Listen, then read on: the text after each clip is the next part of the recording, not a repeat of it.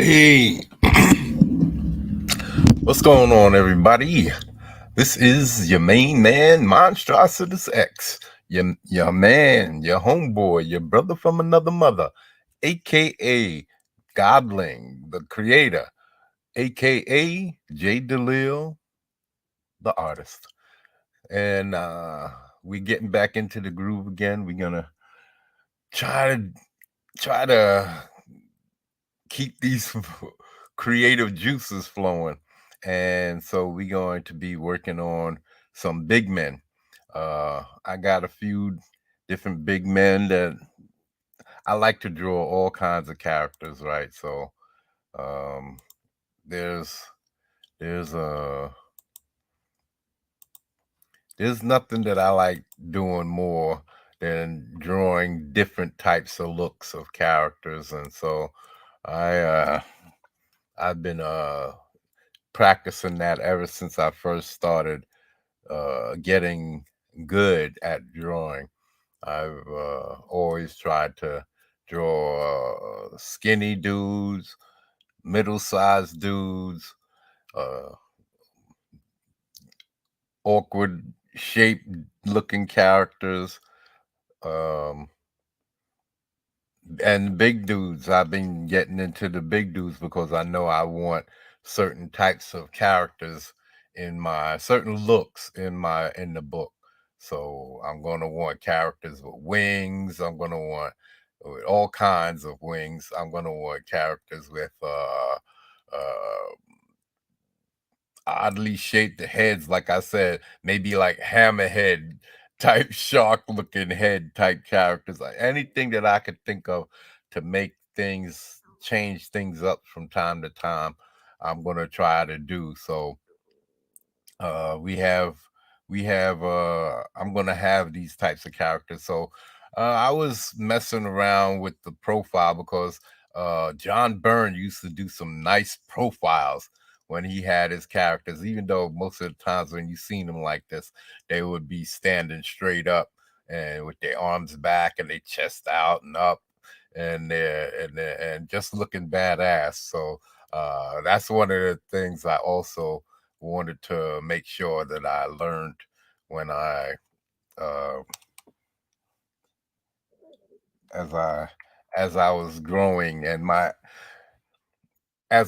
growing as my artistic skills started growing. Well, when I was young, I thought I heard something.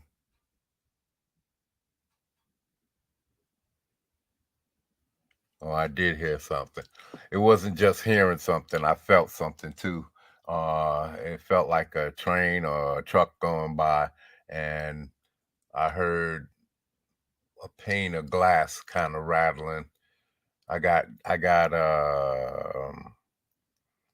fix that. But I got like glass doors in my living room.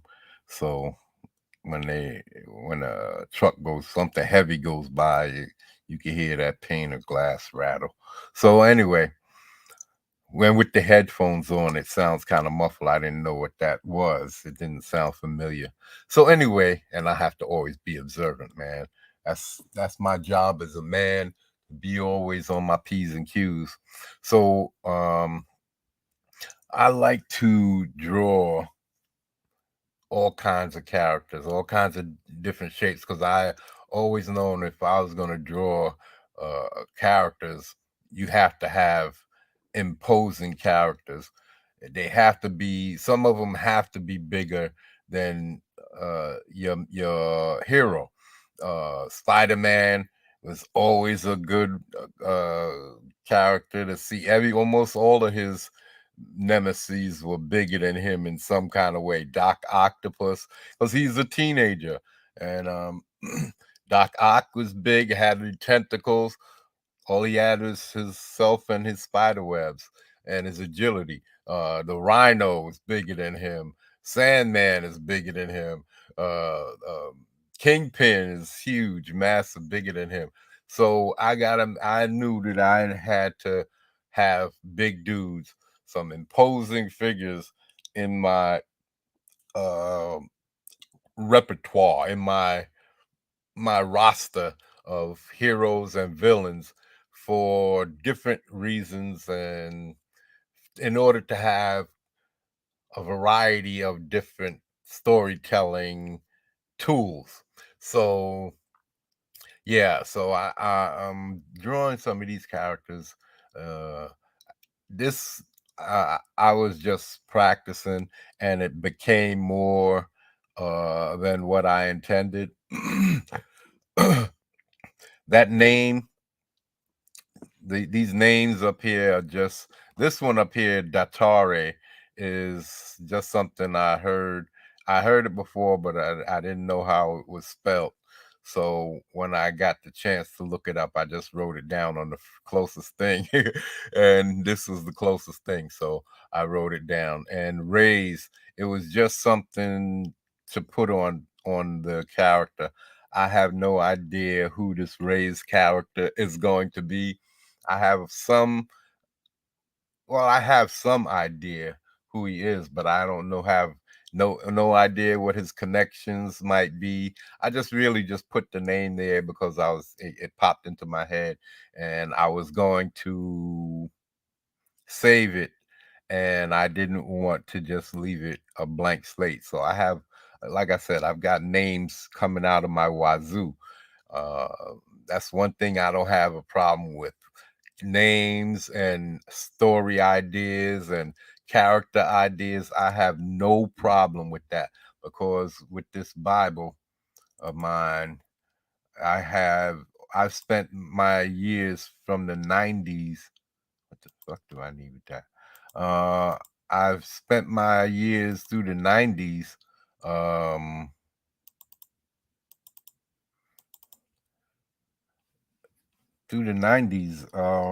realm, uh collecting names, uh origins types of ideas, and little notations for abilities and all types of things. If unless the name was something that was straightforward, like Black Talon, I would need to write anything next to Black Talon because it basically speaks for itself. So, and those are the types of names that don't have anything next to it. But a lot of the names that are more intricate, they're in there, and they have little notations next to it. And then I have other sections in the book where I have all types of origins or story ideas or plot device ideas or whatever it may be. It's in this Bible. And I have groups names in here. I have patriot names. That means characters that specifically come from a particular country. And I have power sources in here. I have over 120, 30 power sources. So this is so that I can have multiple characters with multiple. They don't all have to be created by some explosion like in what I seen on TV with the Arrowverse, where one explosion created all of these bad guys and good guys and what have you. No, mine's is a variety of stuff. Some of them is naturally occurring, and others they created themselves or was in some kind of accidents or whatever, the typical type of superhero creativity type thing. And so I have all of this stuff in here, and so, and that's another thing, I'm going to be able to bring out a diverse, and I'm not talking about uh gays and trannies and all of that other stuff. No, I'm talking about straight up diverse ability sets that come from different um, power sets and a bit. What can I say? Power, different sources that have all of these different sources, so they all have different stories that come along with them, and that's going to create that diverse scenery of characters that people could dive into. I know that my stories are going to be great. I know I don't have the amount of people to have a great campaign like Young Ripper, but do believe my stories are gonna be real in depth. My characters are gonna be in depth because I'm going deep into their origins and histories and all of that to figure out who they are as characters and make the internal beefs and rivalries and all whatever may be, arguments or disagreements, all of that stuff is going to be in there. This is going to be strictly story driven, character based, uh win loss, all of that stuff. We're not going to have any Mary Sues in here. Everybody's going to have to take their lumps and come up. So, and that's why I'm going to have, this is my first character that I ever created. I had another one, but I lost him. It was an electric character, and I'm glad that I lost him because he was a black character, and I had drawn him getting struck by lightning. I was young then, so I didn't know any better, and but now I see all of these black characters that's been delegated this electric ability because it makes it, to me, it makes it easy for you to push black characters in a corner, because if you got 10 electric characters, there's nothing new about any of them. They're all basically the same character. Just like I didn't realize they had so many black characters that were named John. I was like, wow. In DC, they have a lot of black characters that's named John. So uh there's John Jones. Well, on TV in the cartoons, I know he's being voiced by Carl Lumley, and he's a black dude from Alias. So he was Sydney's partner. So I know who that dude is. I know his voice. And ever since then, he's been voiced by different black character actors. So I know that he's black, right? And or you even seen him on TV. I mean, in the movie, in that is it the Zack Snyder's Justice League? He's a black dude. So the black kid from Blacklist, the dude who was in charge. So I don't agree with that. Well, so okay, there's him, then there's John Stewart, and then there's John Henry, the dude who does Steel, the guy who's Steel. There's John Henry, John Stewart, John Jones, or John Johns, or whatever, and John Jones, yeah. And yeah, there's so many of them, and that's, I don't know if it's to blur the line so that you forget which one is which or what, but I don't understand why so many of the black characters have the same first name. I don't understand that. It's puzzling to me. I'm not, I just know, I'm not saying it's like the electricity thing because I have no idea. It's just strange. It's a strange occurrence to have so many different characters with the same name when you have so many different names out there. So anyway, um the electrical abilities, I said no, I'm not going to be making too many electrical characters. And I'm definitely gonna have some, but because I have too many characters and too many stories to tell, and I'm not going to avoid telling stories because I don't like particular characters. So that's not going to happen. So I'm definitely going to have any character that I could think of. If he becomes a vital part of my storytelling, I'm going to put him in. I don't like time travel, but if it becomes something that I think I could use, but I don't think so, because with the stories that I'm going with, and I know how far out I think when I'm finished, Might is gonna be over. I'm not gonna draw him anymore. I'm just gonna close it out and move on to one of my other characters that I want to focus on, like my Nebula character. I really love what's happening with him. There's 3,000 nebula in the Milky Way, and so um having this is what he looked like afterwards. This is back in the late 70s, early 80s. I think I drew this guy, and this is in the 2000, early 2000, 2002, I think it says down here. But this is on the train, and this is just some modernization. He doesn't have these two M's on his chest like that anymore, because I used to call him the Mega Mutant. And that's because I gotta get those pages. Not much. It's only like 2 or 3 pages. I had started drawing because I was gonna make him a mutant. His storyline has changed. Now his story is completely different.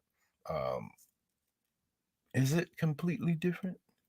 Yeah, I do believe he wasn't a synthetic humanoid.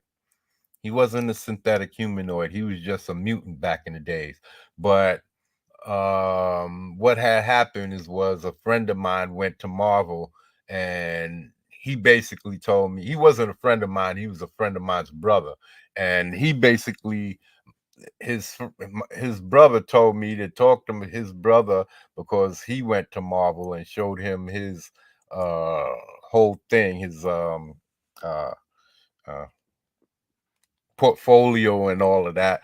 And basically they said to him that your stuff is nice, but we can't use you right now. And he had original characters in there when they showed him. And he said that they took his original characters, they switched up a few things about them, but they stole some shit from him. I don't know if it's true or not, because he didn't tell me which characters they were, and I should have asked. I really should have asked the what kind of abilities or what it was, which characters what that they have, that they stole from him, that he claims are the stolen ones, not his characters, but Marvel's characters. And I never really considered to ask, but it was enough for me, because I knew that whatever I did would become theirs anyway. And I had started writing a story about this character. It's based similarly along the same lines, because the problem that he originally had when I first created him, he has now. It's just that his origin has changed, and he's not a mutant, because I didn't want to have any mutants in my stories. I'm not gonna follow. I said I'm not gonna follow Marvel or DC with anything that they do. I'm gonna create all of my characters from scratch. I'm gonna use the dictionary and the dictionary meanings of words to gather my information, and then I'll build my characters like that. If there's any similarities at all, is strictly coincidental. I think there's only one or two characters that I thought of someone else before I created him. And that's probably my Omega character, because I always wanted to make an apocalypse type of being. His build and stature and badass. And so that's what this kind of build is. And there's gonna be other big men in here. And I brought him over. This you just call him Rays for now. I brought Rays over so that you can see, as if this is an apocalypse, if Rays is apocalypse size. See, this is why I drew this, to actually gain a perspective on how tall this character is going to be. And he's around the same size as my Omega character. And so basically, I brought him over here to see what the development, how, the height, to get the height differentials between my big men. So this one right here in the middle, hold on. This one right here in the middle would be Might. That would be Might's height. So this right here, this little stick figure would be Might's height, and then this would be the Omega, and then this would be this big dude. I guess you could say my kingpin, but he's way more than a kingpin. So um I'm trying to develop this guy, and I'm here trying to draw him, and around what happens is I'm drawing him at the same perspective that I would draw a regular dude. So I'm drawing him even from head to crotch to ankle, right about, right? But I instantly seen that this is off. This is way off. He just doesn't look right. His legs look too big, too long. He just looks awkward. So what I did was I lengthened his belly. You can see right here where I separated this. I went around here and came up here, and then I separated it and I split it just about this much and lowered everything down, and then I scrunched his legs up to make them shorter. And so now, instead of going from crotch to the head to crotch, from crotch to the ankle or to the ground, it's it's way off. I think it goes from the ground to the crotch, and then the crotch to like somewhere around here. And I'm fine with that because I realize that you have to distort the big man. You have to, in order to draw a big heavy set dude. And then I remembered um how to draw the Marvel way. And that's when I said, let me draw this character back here in the background. Let me draw this because I do believe they started with the big circle for his stomach, right? They started with a big circle for his stomach. And let me get something a little bit bigger. They started with a big circle for his stomach, and then you build the character around that. You kind of get his head is gonna be smaller, and should knock that back. You slope down this, and then you bring the arms in a little bit, and then you kind of just go with it. And I was trying to also uh make his legs in a certain kind of stylized, because usually when you see artists draw big men, they don't draw their legs so defined like that. They really just give you, especially if they're wearing clothes, you just really give you a line down here, and then they go up, and you have this big gap in there, and then they'll come down and have this little thing and come up like this. So he has all of this, and then his stomach is taking away all of that. And so really he has hardly any legs, and he's all of this is stomach. And then you come up and you build it into the rest of his body and have him his arms down here to his crotch, gives him extended length arms, and but he gets this width, he gets this girth, and then you got this small head that really finishes it off. And that's how Kingpin was drawn in How to Draw the Marvel Way. And so um, yeah, this is what I was practicing and messing around with until I kind of got no. kind of guy. Nope, nope, nope, nope, nope, nope, nope. Where's my? Oh no, maybe I didn't do it on this one. Yeah, hold on. See, I started messing around with these guys in the back, and I wanted him because you're not going to see him naked, but I had to develop something about him. So I I used the Marvel method to gain a shape, and then I like this one right here. This one is a little too skinny, even though I use the same technique. I want him to be in a trench coat. I wanted the trench coat to be a longer.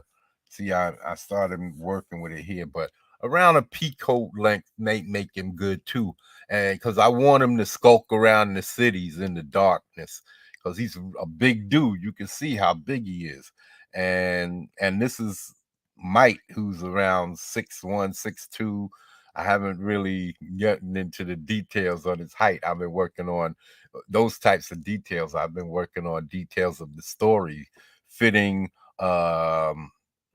bad guys and stories and good guys, different good guys stories, because I have a lot of good guys, 12 good guys, and with the 3 cameo or guest stars who will get their own books. And see, I'm that's another thing about drawing books, and I can't knock um your boy Ripper. All I can say is I understand he had a following that would that trust him. I don't have that.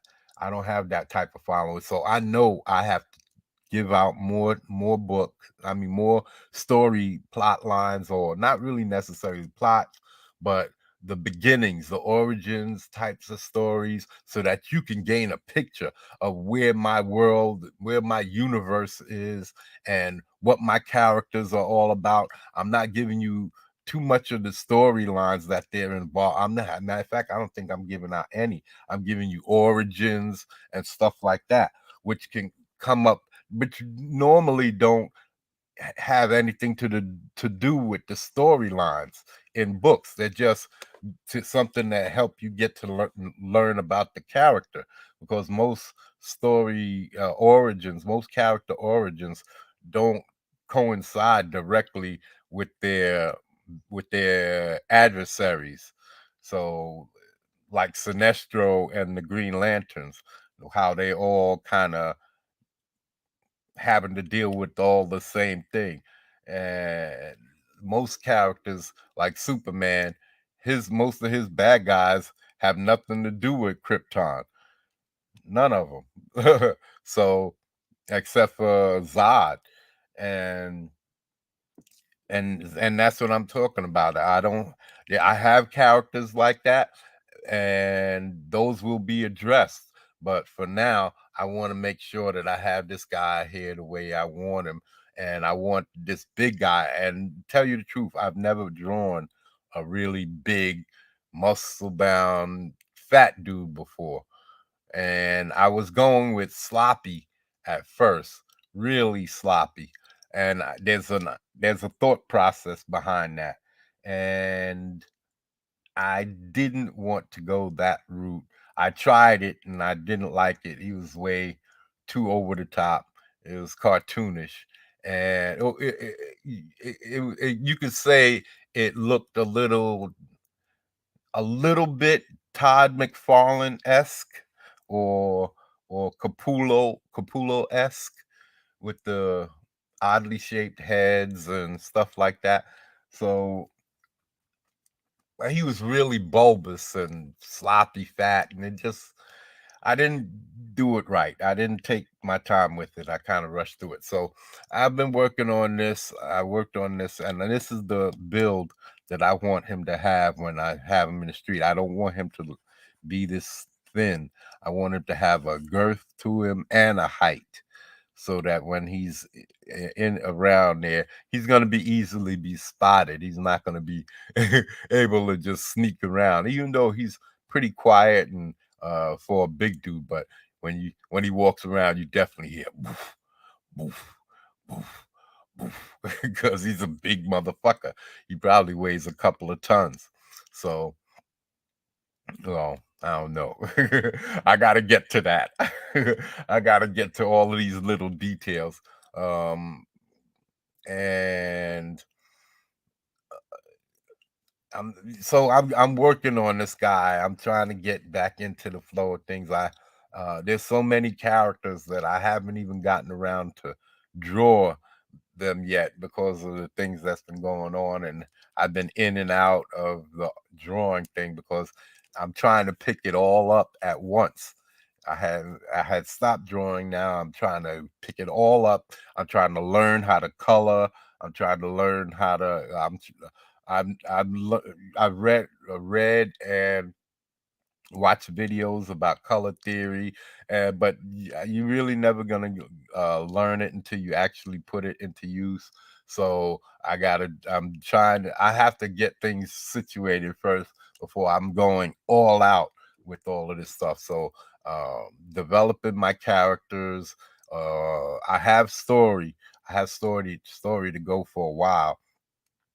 um it's just that um I have to develop the characters now, and I have to make them interesting. I just don't want cookie cutter characters that look like, oh, I just made a rough copy of Wolverine or Cyclops or some shit like that to develop my character. I want my dudes to look new and and that maybe no one ever saw before. I don't know. I'm trying. That's what I'm trying for. So that's what I'm doing, and it's difficult because I have a lot of characters. There's 20 something um characters in my rogues gallery alone, and they're gonna be there for when Might's gonna be fighting some of them too, but mostly they're gonna be there for when Might's off world or if he's doing something across the planet. uh I'm gonna try and have stories that's going on while he's not there, and that's what's gonna have the books that come with the Might. What do they call them? Supplementals. I'm gonna call them chronicles. Mike Chronicles. So he's gonna I'm gonna be telling those stories while he's going off doing some other shit or off with other characters. Like if he goes off with Wreck and Warhammer, those characters who's left behind are still going to have to take care of the city and fight off the rogues gallery who's always up to no good and shit like that. See, this Mike's story is about a whole other group of characters that come into Portsburg in order to cause disruption. I'm trying to hit you with the big shit right out the gate. These is a big international group who who are who are who are known for toppling governments, small governments, and assassinations and all types of shit like that. And they've come to Portsburg for some reason, and that's right there an intrigue because why would these motherfuckers, what could be in Portsburg that's so important to motherfuckers who's used to toppling governments and committing all types of high powered assassinations and scenarios and all types of things. So that's what made Mike and them take this threat serious. And and that's how the story starts out. The whole origin story that I tell about Mike is basically so that you guys could get interested in Mike himself because his origin happened back in the 60s. His origin as a superhero, not as a human being because he's born probably in the 30s. So by the time he gets to be in the 60s, he's already like 30 years old. So uh so his character is already coming when he becomes a superhero. That's when this major event jumps off and has the character needing to step up and do some different shit, and that's what happens. It's a big story. I only told a rough cut of it. I haven't told, well, I basically told most of it, and but I didn't tell how they broke down certain defenses and shit. And I did say that this doctor helped, but there was more to that. I don't know. I might have spilled the beans, but it's okay because it's one of those stories that has nothing to really do with the story that I'm telling now. It's not going to spoil anything in the story that I'm telling now.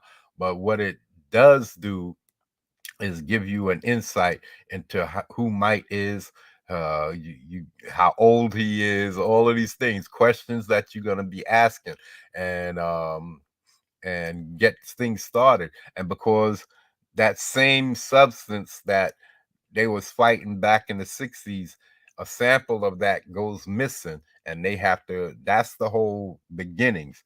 But it starts off with this big attack, and it's a two-pronged attack, and that gets them to split up their force, and they go on this two-pronged attack. And while they're fighting, there's a third attack which gets their hands on this sample of this thing that crashes to the earth and back in the 60s. So yeah, that's why I say I think I have a really good story on its surface. The whole origin story and how he becomes Mike, and the reason why he's kind of off put with the other, a lot, some of the other guy groups in the other guys in the group, because he left the military because he didn't want to do that no anymore. You know, he didn't want to send people into battle to die and shit, because he's seen a lot of that shit.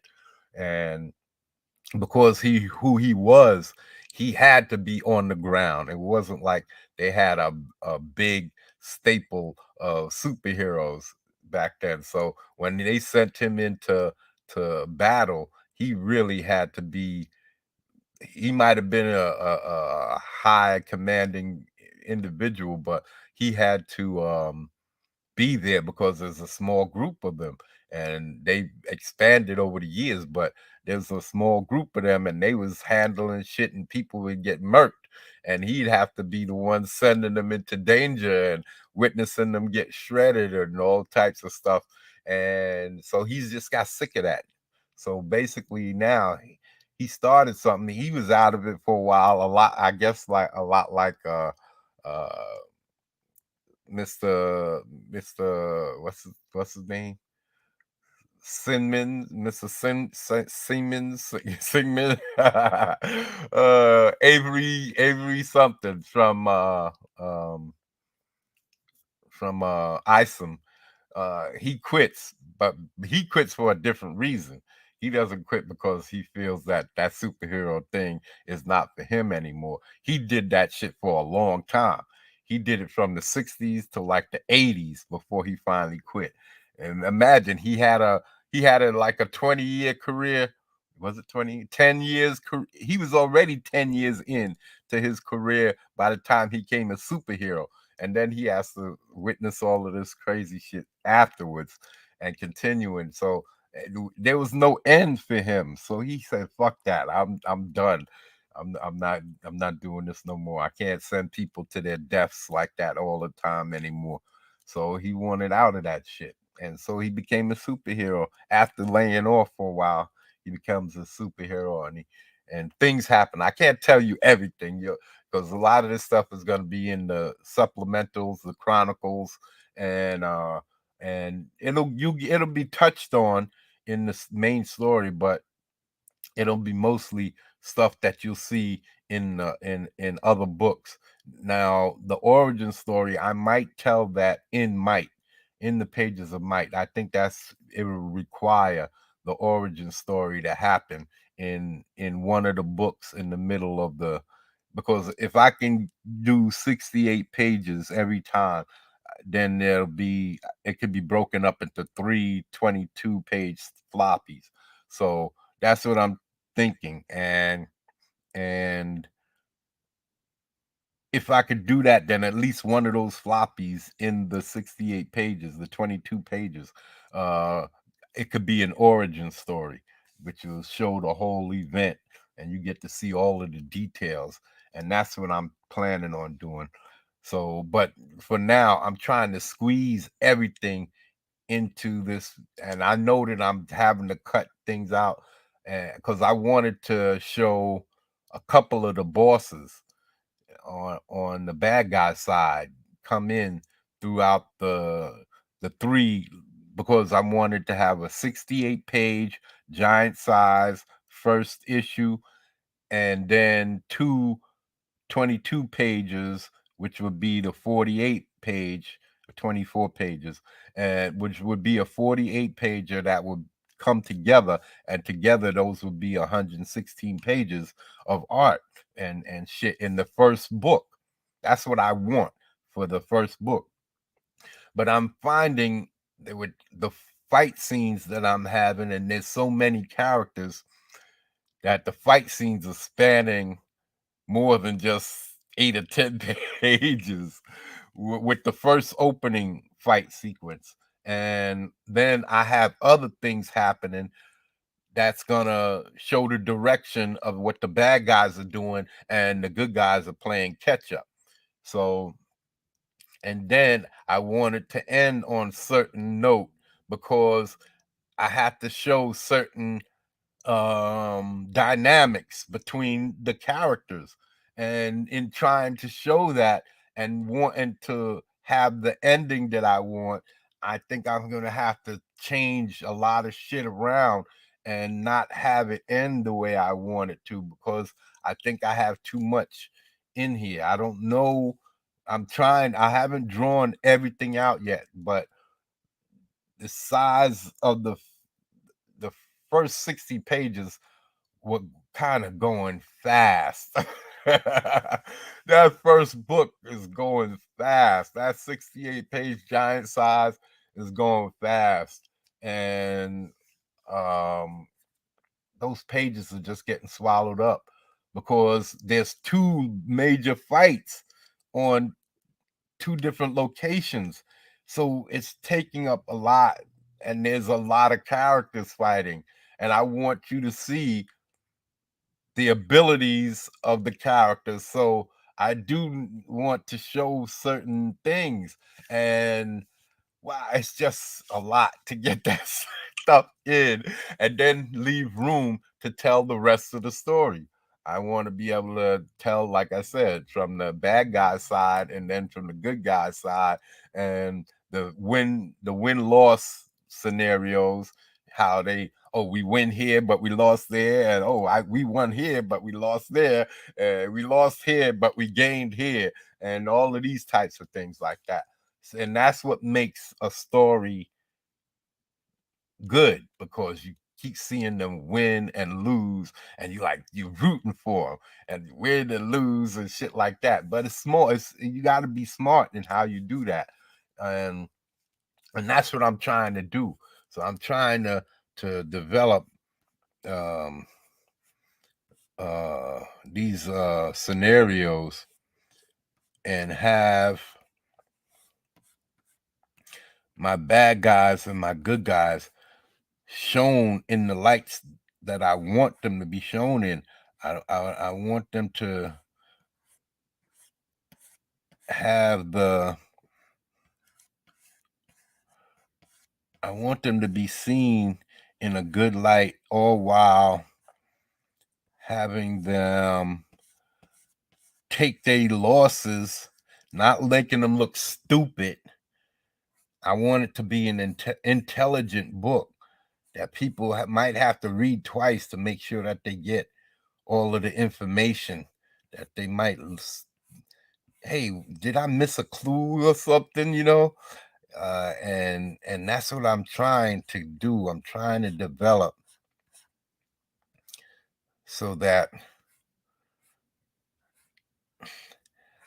the guys, when people are reading my book, man, they feel that it's an intelligent book. It's not talking down to them, but it's telling the story in a way that keeps them intrigued and it just doesn't give away everything right out the gate. It makes you want to dive deeper. And that's what I'm trying to develop, man. Because this is my first project. It's my first time putting everything together. I've drawn and I've written a lot of stuff, but it's my first time bringing it into a cohesive.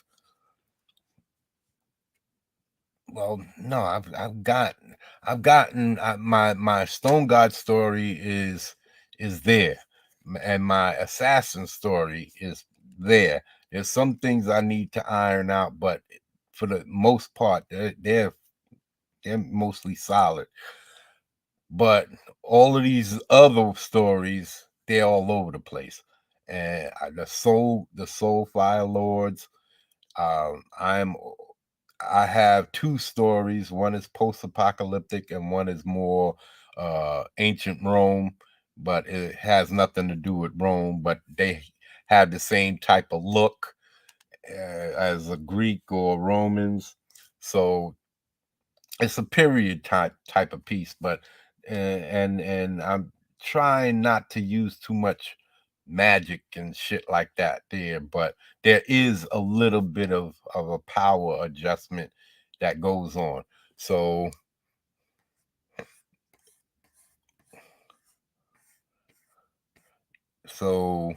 yeah, I'm just trying to make sure that my characters are the shit and that I like them, because if I like them, I think you guys is, because I'm a really scrutinizing motherfucker. Um, I use I use my talents to see shit, man, in life, right? I could tell when people are lying. Uh, they, they call it uh in uh in what was that movie? Ram in in True Romance with Christopher Walken, when he goes after Dennis Hopper. Uh, that was bad, but he says he knows the pantomime and that he can tell when he could read somebody lying, like it was drinking a glass of water. He could see it. So um, I kind of, ever since I first saw that movie, I kind of started looking, because I've always heard that you can do that, and it's true. People do certain things when they lie that gives themselves away. And one of these days, I'm gonna show you all that shit, because it was just Fresh and Fit had a show last night, and there was this girl on there, and I could tell that bitch was lying. She's in white, and she left. She left after she couldn't force them to listen to her feminist bullshit, and she got tired of their rational arguments, so she got up and left. So you could see when they asked her about why she left some dude. It was some rich dude. She said she was in a relationship for 10 years and she left. And they asked her why. She said, I don't know. I just didn't feel like doing it anymore. And then after that, he was abusive. And you could tell she was lying, because the way she was hesitating, fiddling with her hands and hesitating, looking down, all of these things, I gathered she was lying to her heart. And if you are accustomed to doing this, it reads, it's blaring. It's blaring. And so that's what happened with this chick. And so this is what I'm trying to put these types of elements in with my storytelling, things that I've done in my life that I've seen for myself. I want to try to put these elements, things that make men, that made men powerful back in the days, because that's what men were back in the days, man. They were able to read their enemies. That's why they had enemies had powwows or what do you call those truces to talk. It's so that you could gauge your enemy. You want to know what type of enemy he is, what type of person he is, and you can gauge people just on their appearance, how they speak to you, a handshake, looking a person in the eyes. You could tell how strong they are. It doesn't always work, but mainly it's a good way to judge people. And I found that it works more times than not. As the more you get accustomed to doing it, the better you get at it, at seeing it and spotting these little signs, that pantomime shit. And so that's what I do that a lot, man. I've been doing it for years, and I can see it. And I watched Law and Order, and though I know that's not real courtroom shit, it gives you an idea on how lawyers and the law boxes you into a corner and then asks the questions. With their questions, their opening questions are meant to box you into a corner so that when they want to ask you the questions that they really want answered, you have nowhere to go but tell the truth or tell a blatant lie that's going to make you look bad, and or say something that's going to make you look bad. And that's what I've become good at too, because I watched a lot of Law and Order, all of them seasons of Law and Order, Criminal Intent. Well, I hated Criminal Intent, but Law and Order, SVU, and there was another Law and Order that was out that wasn't that bad. But anyway, I watched all of them, and I watched how they tactically engage with people and trap. Police do that too. They try to get you to answer questions that kind of isolate you and put you in certain places, and then when you say that when they ask you where you were at the time of the murder, and you don't have any excuse for it, you can't start lying then, because it fucks you up. You already boxed yourself in.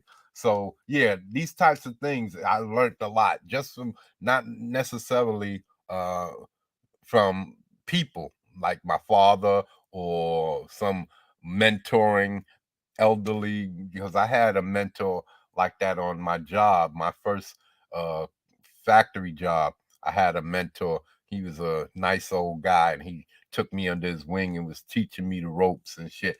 But then I found out that he was soft. He was kissing the white dude's ass. The boss would come up there and have him, yes sir, yes sir, yes sir, yes sir. And one day, I just said hi to the guy. I heard he was a bigoted ass white dude, but I just said, "What's up?" to him. "How you doing, Chip?" Like that. "Good morning." I said, "Good morning, Chip," because that's what his name was, Chip. So we used to pack chandeliers. Chandeliers. We get all of the parts, pack them in a box, put them on a skid, ship them out. It was a chandelier place. So they opened up this new floor, and they was trying to see how the production was up there.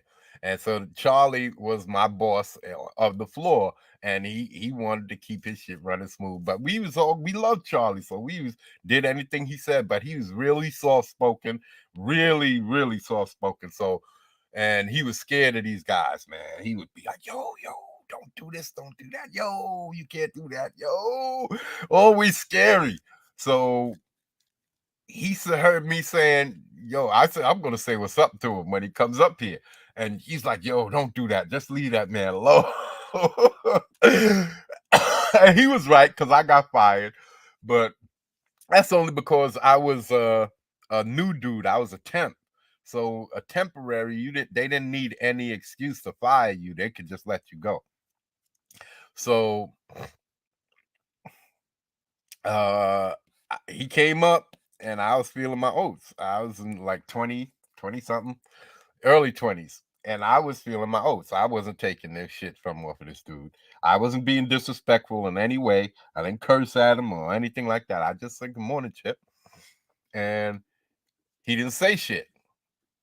And he came over to the packing table and started packing the boxes right across from me. So I said, "Good morning, Chip." Again. And he ignored me. So they go, "Yo, man." You can hear Charlie go, "Yo." Yo, and I was like, yo, good morning. I said, "Good morning, Chip." He said, "Yo, just go back to your work." I said, "Dang, go on, okay. What did I say? All I said was good morning to you." Dang, gone, man. He got burnt and walked out. And at lunchtime, they brought me down. And with my union rep, and I had me explain what happened, and the union rep was astounded that they was letting me go, but he said they didn't need any reason.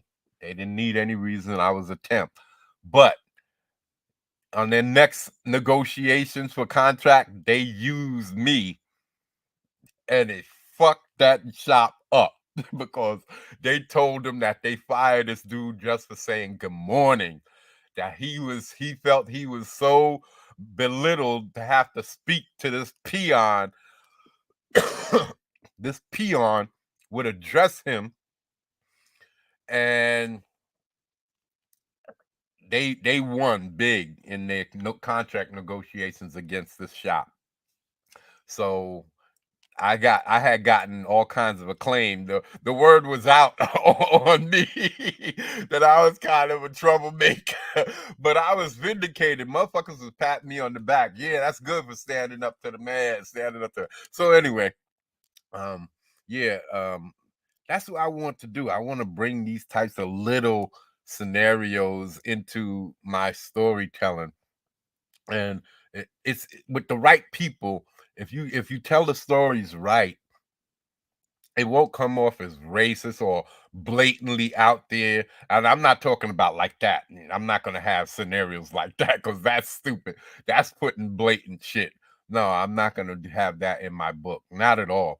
But one thing because what I've seen in a lot of black character created books is either they go all the way black or all the way white or Asian or something like that. They get an Asian lead or white all the way lead. And I want to have a reality. Of course, being that all of Comicsgate, because I am Comicsgate, or Comicsgate is me. So being that I am Comicsgate, or Comicsgate is me, um, everybody out there, I don't know any of these guys in Comicsgate that got black characters in their books. And I'm not saying that they should. I'm saying I don't know any that particularly that I've seen that got a lot of black characters in it. And there's a lot of books in Comicsgate. So why shouldn't I focus on the characters that I want to focus on? So, but in my world, being that the United States, is not made up of all black folks, there's only about 13% of us. Certain parts are going to be represented in that fashion. Like I'm going to be focusing on some gangs. Of course, there's going to be some black stuff in there, a lot of black people in there. But I'm not only going to be focusing on that. There's a government side, there's the regular Portsburg, the city. There's only going to be maybe one, maybe two black business corporation owners in there, and the rest are going to be white, and they're both good and bad. And that's why I have to put more, I might have to put more black people in there just so that I can have a decent, I don't want to have every white dude be the bad guy. So and as if because even if I'm not intending for it to act to be like, oh, all of the white guys are bad and all of the black guys are good, even if I don't intend it for that to be that way, if I put it like that and have all of the black guys as the good guys and creating all of this shit and all of the white guys is bad, and I'd also don't want to have every black person being bad. Not to say that there's something wrong with that. I'm just saying because then it'll fill up the book with so many black people, and I don't want to have it flooded with black folks. I want to have a variety, especially in the city. The main group is only going to have 3, maybe 4 out of 12. Out of 12, there's going to be 3, maybe 4 black people on there. That's what I'm talking about. And the rest are going to be white, and they're all going to be badass. I'm going out my way. Well, this might be a Spanish, and there might be a Arab or something like that. I'm not focusing on that. I know that I want black and whites because I know that's what the main focus of society is, the blacks and the whites. That's basically what it is. Everybody else gets left behind. And so, not that I don't want to. I have Asian, like I said, I have my patriots where I have all of these guys who are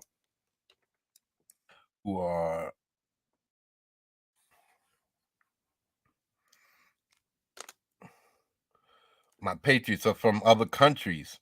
So this is just something I naturally do with every character. I put these braces on his wrists. It helps for me to shape his forearms. I with the same thing with my legs. I always kind of do like this, and then to I separate the calf from the shin, and it's the same thing with my forearms. I separate the upper part from the straighter, thinner part, the round part from the straight part. It just helps for me to shape the forearm easy. I've always drawn like that, and then the I get rid of the separation later on and break it down. But I always get a better result in the shape of the forearm when I uh, do it like this. It's just a better result for me. I have a this is my shortcut for gaining the shape that I want in my my anatomy. Because you see that I can draw extremely round characters and still have them looking quite muscular. It's all about proportions and realizing, like I said, I had to I had to come here and lengthen his stomach, and or even though his proportions are way off now, his upper part is way longer than his about this much. It would come down to about this far if I made him even. His legs. If I stretch his legs out to match head to crotch, his legs would probably come down to here. So, and then I try to keep the arms in proportion, which making well, try to keep in proportion as far as the wrist comes down to the crotch. So, in doing that, his arms get longer, and it looks good because it's keeping with the rules of the body.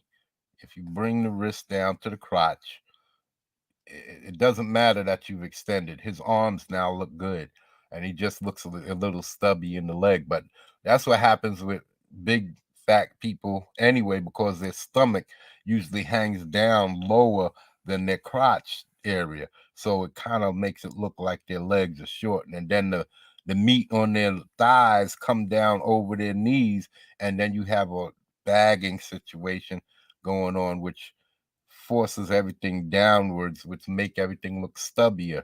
So it's just a natural look. It makes it look better. You can see as I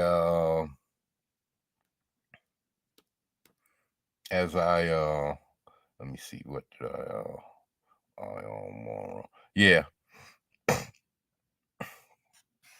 This is even from head to toe, or at least around to here, which is what I usually do for my regular size characters. I give them a little extra from the ankles down so that that gives their legs a little extra length and it makes them look more statuesque. It gives them that height and that length that makes them look more royal, regal, noble, statuesque. Yeah, that's what drawing the Marvel way. They always leave at the ankles and then draw the feet separate. But if you're drawing real to real form, I do believe it goes from head to crotch, crotch to floor, crotch to the floor.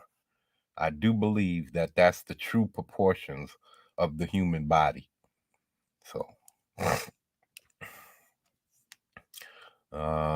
but I've been drawing. I very rarely draw realistically. I don't know when I've ever tried to draw uh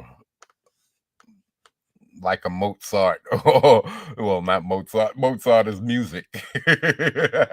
I like a Da Vinci or one of those dudes. I never tried to paint like or draw like one of those guys. I've always been fascinated with the fantastic, the comic books, the barbaric shit, the knights and wizards and warlocks and dragons, those types of things. And I have stories that cover all of that shit. Black uh Might is gonna have a magic division. That's what I'm saying. There's gonna be stuff that spins off into their own books. But the mega character, I'm not gonna have him spin off because how his story is gonna go. I don't want his story to spin off into his own book. And that's the problem that I'm experiencing with the storytelling is I think for right now, his story, I have to snip his stories into small snippets and not in order not to draw too much away from the main storyline because his story doesn't really connect to the main storyline part particularly, and almost the same thing with c c cube squared.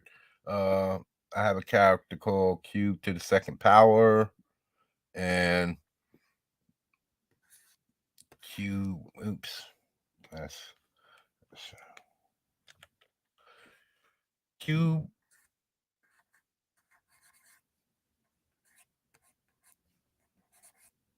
to the Second Power. I like that better than Cube Squared. Q to the Second Power, and there's a reason for that. Once you get to understand the character, you see why I like it like that instead of to the second power instead of squared. But he's gonna be my AI character, and that's the dude that I'm gonna be putting a lot of my AI stuff in. Even though his story isn't really about AI, it's just a means to an end, and his story is gonna be mostly tethered to one of my so-called bad guys. He's kind of Lex Luthor kind of characters because, and he's a white guy. See, that's what I'm saying. I don't want to have all of my white dudes be bad.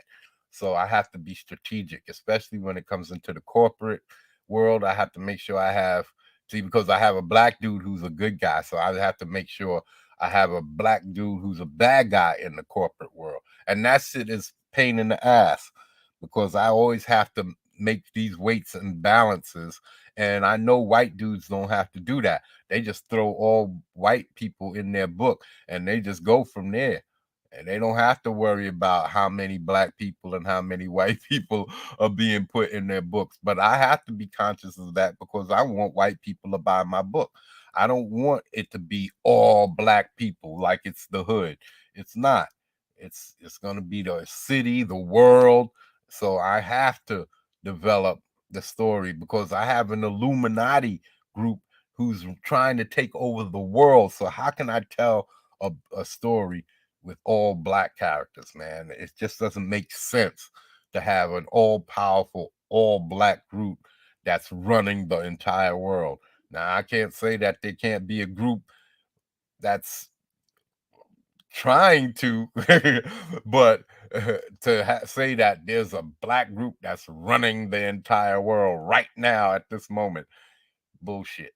So that's why I say there's things that I have in this story that I have to touch on, and these stories with Cube and Mega, they have to be very short. I don't know if there's going to be 10 pages in the whole book on either one of these. It might only get like 4 to 5 pages in their entirety, 4 to 6 pages in their entirety throughout the whole 116 page book, because I don't want the story to drag on their stuff that has nothing to do with the Might storyline. But because I know where their storylines are going and the things that's going to come out of their storylines, this is why I want to tell these stories. This is why I want these characters in the book. And I'm not trying to spin these guys off, because I'm going to have other characters that come into the universe and then spin off into their own books. That's what I'm doing with my Nebula character, Cameo, and Everman.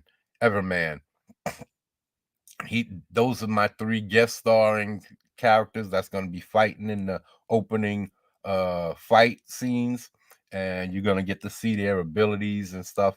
And then when they take off, you won't see them again until the next uh issue of the second issue of Might will have an offer for the first issue of Everman, the first issue of my Cameo, and the first issue of my Nebula character. So and those stories, especially Cameo and the Nebula character, whew, I can't wait for you guys to I think that's going to start, because outer space is far more interesting than on the planet. There's so many things to touch on and with the storylines that I have for his origin and all of that, that alone has great far-reaching implications, and I love that shit. And then all of the other things that I'm going for as far as the outer space stuff, whew. And then the things that I want Mike to do in outer space, geez, man, I have a lot of things that's going to be happening on the planet, and then I'm going to have all of these characters that I'm going to introduce that's going to open up whole aspects like demon stuff, and that stuff is going to be touched on, but not until I get to the heroes that are introduced. Am I going to get deep into demon lore and how the universe is made and all of these different things, man. So that's what I'm saying. You're gonna have to stay focused. I have to stay focused, not to give away anything, because I have all of these plot lines in my head and I'm trying to jot them down. You know what it's like to try and have 5, 6, 7 different books going. Um, one with the Nebula character, one with Cameo, one with Everman, and I'm jotting down bad guys.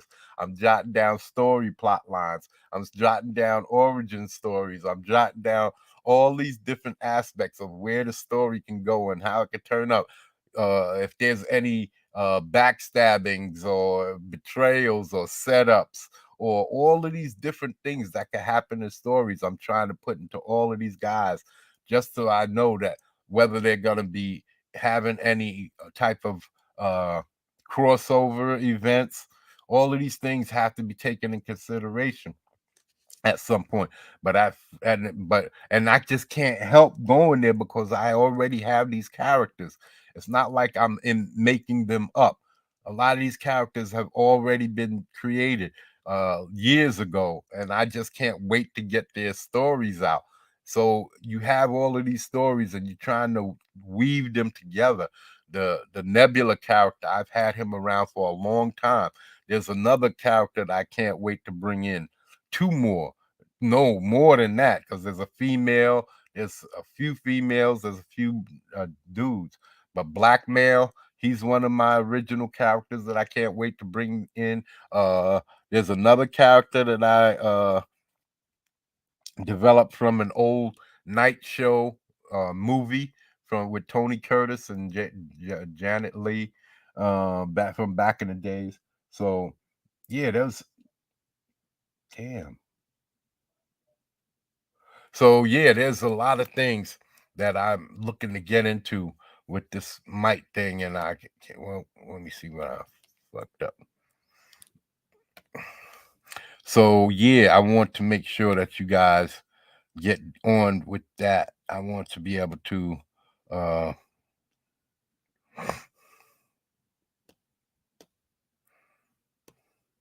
make sure you guys can. I'm telling you, the stories are all developing on their own. None of them.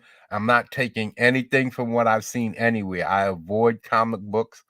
I do watch Comic Book Explained and this other guy called Danny Malt, but he has these off-brand books, sort of like Mark Millar.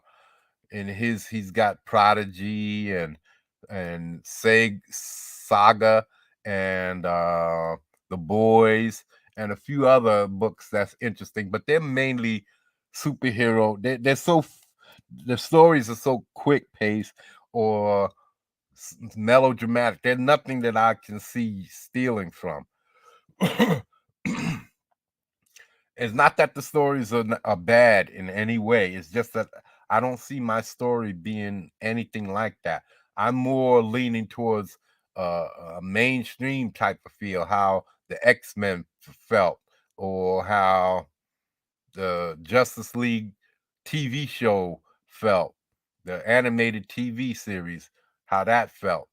That's the type of stuff I want my stories to feel good, have twists, have turns, have be intriguing, feel the the betrayal when people betray one another, the uh the surprise and shock when you get outsmarted and you're now in trouble and your people could die because you've been outsmarted.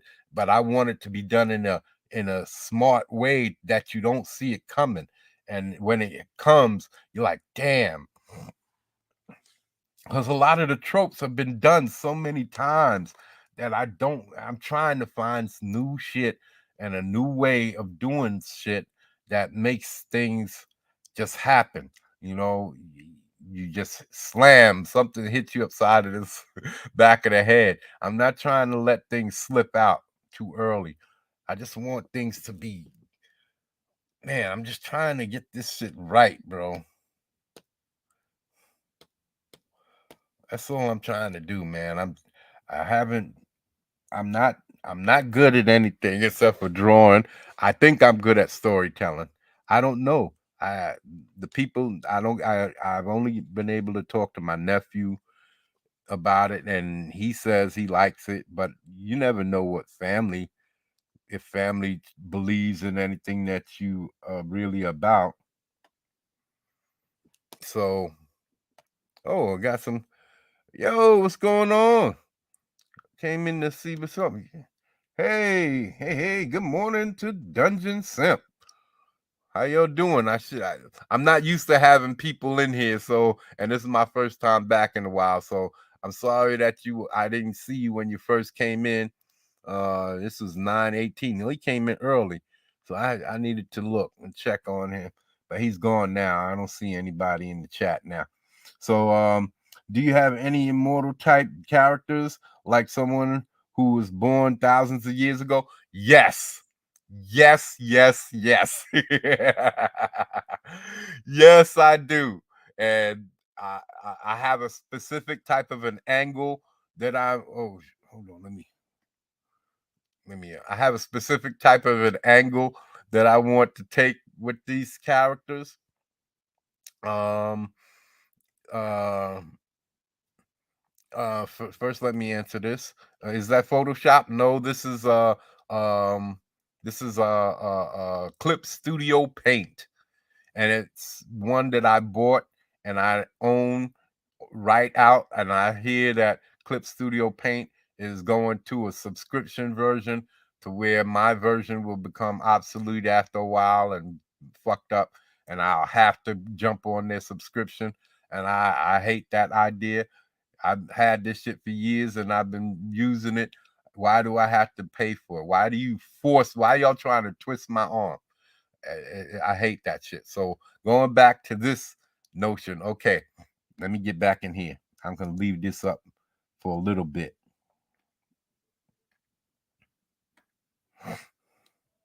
Uh,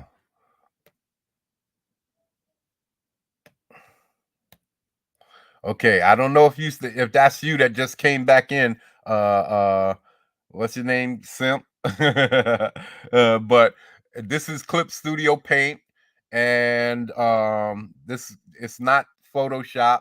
This is Clip Studio Paint. I do have Photoshop, but I like Clip Studio Paint. I had Manga. It was called Manga something, Manga Illustrator or Manga something. See, I do have Photoshop. I had originally Clip Studio Paint was called Manga something, and I had the third version. And I think this version, this is my hold on, I don't know if this is even showing it. Hold on. No, it's not showing it. Yeah, I do have immortal characters. I do have immortal characters. If that's you, Dungeon Simp, if that's you in the chat, I do have immortal characters. Some who were born thousands of years ago, maybe even hundreds of thousands of years ago. I'm telling you, I have all types of characters. I don't know. You said I think if you are Dungeon Simp, you've been in here since 918, so you might have seen my Bible that I was showing. This has all of my characters and stuff like that, and I've been developing that book for for this book right here ever since 1995. So it has thousands of names in it and different types of characters, and they're from all stretches of the imagination. You name it, it's in there. And I have smart characters, highly intelligent psychic characters, psionic characters. I have all types of different creatures, monsters. I have kids. I have kid characters that I'm going to introduce later on down the line, like Teen Justice or Young Justice and the Teen Titans. I have these types of groups.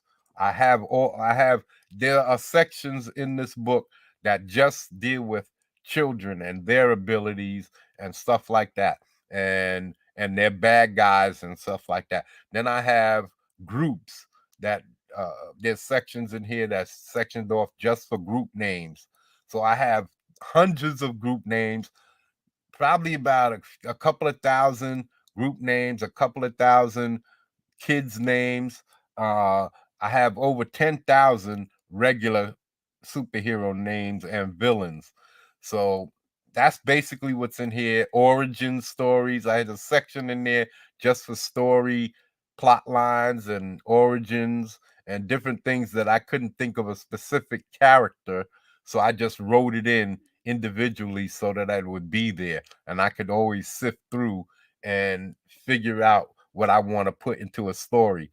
It started out as just one book. It was only supposed to be one book for my original characters. Mega Mutant, which is now just Mega, this character that been showing you. Him, Blackmail, a few other of my characters that you are gonna get introduced to. Cube to the second power. He's more or less a recent character. I might have had him written in the book, but I never really focused on any type of abilities sets or origin sets. So his origin, the name was in the book in the original first book, but his creation came recently because his storyline, his plot lines, his the fact that he's an AI or he's working, the character is working on this AI. That's all part of uh, um, a recent development that I've done. But yes, I can't wait to get to that part because that has directly. I see. I don't. I almost blew it. I almost blew it. See, that's the problem with having all of these characters and all of these things already in my head because I want to talk about them so bad because they're here, man. I have all of the creativity that I need. I just have to develop the characters and their looks and then make the stories fit together neatly so that they don't stagger, they don't slow down. I can keep a fast pace. I can bring people in, keep them in there, let you get to know them. And if I choose to kill them off, I can do that because I got other characters on the way so that I know that. But I want you to get to know these characters first. I just don't want to start murdering them off because y'all don't know them. And so it has to be, I have to make sure that you get to know these guys. I have to know that it has to be maybe the second, maybe the third book. I don't know before I start killing people off.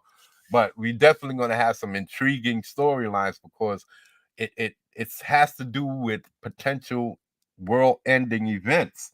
And yeah, so I really need to get back on y'all with that stuff.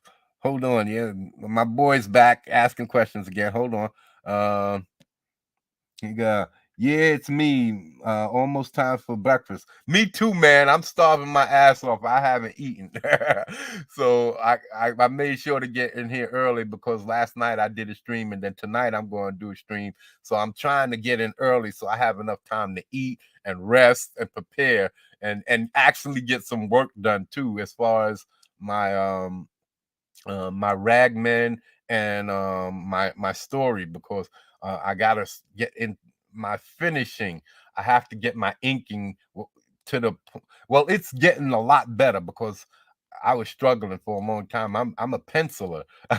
I've drawn it with pencil for so many years, and I've started inking. Back in. I did this back in.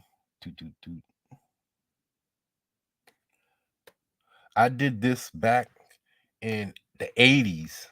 This one. This I did back in the 80s, early 80s, maybe 79, 80, 81, something like that. Matter of fact, there's a date on it somewhere. If I, at the feet, this is a cutoff. But I think it's 82, 83, something like that. But I was a young kid back then. I was youngin'. I was youngin', and this is one of my first characters. So um and he's a biosynthetic humanoid. And when I first created him, he was supposed to be a mutant because the first story that I was doing of him, the man who either created him or his father, I'm not sure the story. I think it was his father because he was a mutant. So he was called the Mega Mutant, and this is the 2002 design of him. He was called the Mega Mutant, and I updated his look. And so, and this is the guy right here who's supposed to be his father. But I didn't want him to be a mutant anymore because I didn't. That's associated with the X-Men, and I didn't want my characters to be associated. I figure I was intelligent enough to come up with my own scientific designation for my characters. So I call them N Gen, or neo neogenetic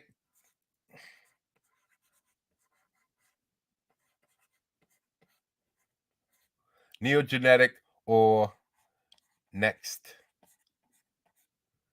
generation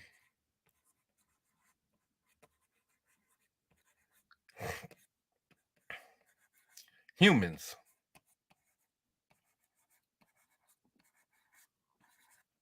And those are the guys, mutants. So I came up with NGen, and that's what I call these guys. I call them a couple of other things too, because in my Bible, each book, each book is they're called by a different name because each book is a different generation. This first book is a certain generation. Only the back half of the book has names, and in the front half it has origin stories, character little doodles or drawings of the character, and or the origin stories of character. I did about 8 or 10 characters. I didn't finish it, but the book, the and I didn't finish it because I realized that I had too many names and I wasn't gonna be able to get all of them in there. So I said, "Fuck it, I might as well do this separate." And I bought a whole bunch. I bought like 100 spiral notebooks and 100 of those these black marble type notebooks. These what are they called? Preposition uh marble composition notebooks. So that's what I got about 100 of them so that I can develop my characters individually. So yeah, I have been uh I'm gonna have those types of characters. I got every type of character that anybody can want. I believe that I'm gonna be coming up with new characters that nobody's ever seen before. People might say that they resemble other people, but I really don't develop my characters that way. I try to If I come up with an idea, it's fresh. Like there's a night a medieval movie that I created one character from, and he's going to be sort of like Speed Racer. I don't know if you know who Speed Racer is, but Speed Racer, he had a brother. Well, you didn't know he was his brother at first. It was this racer.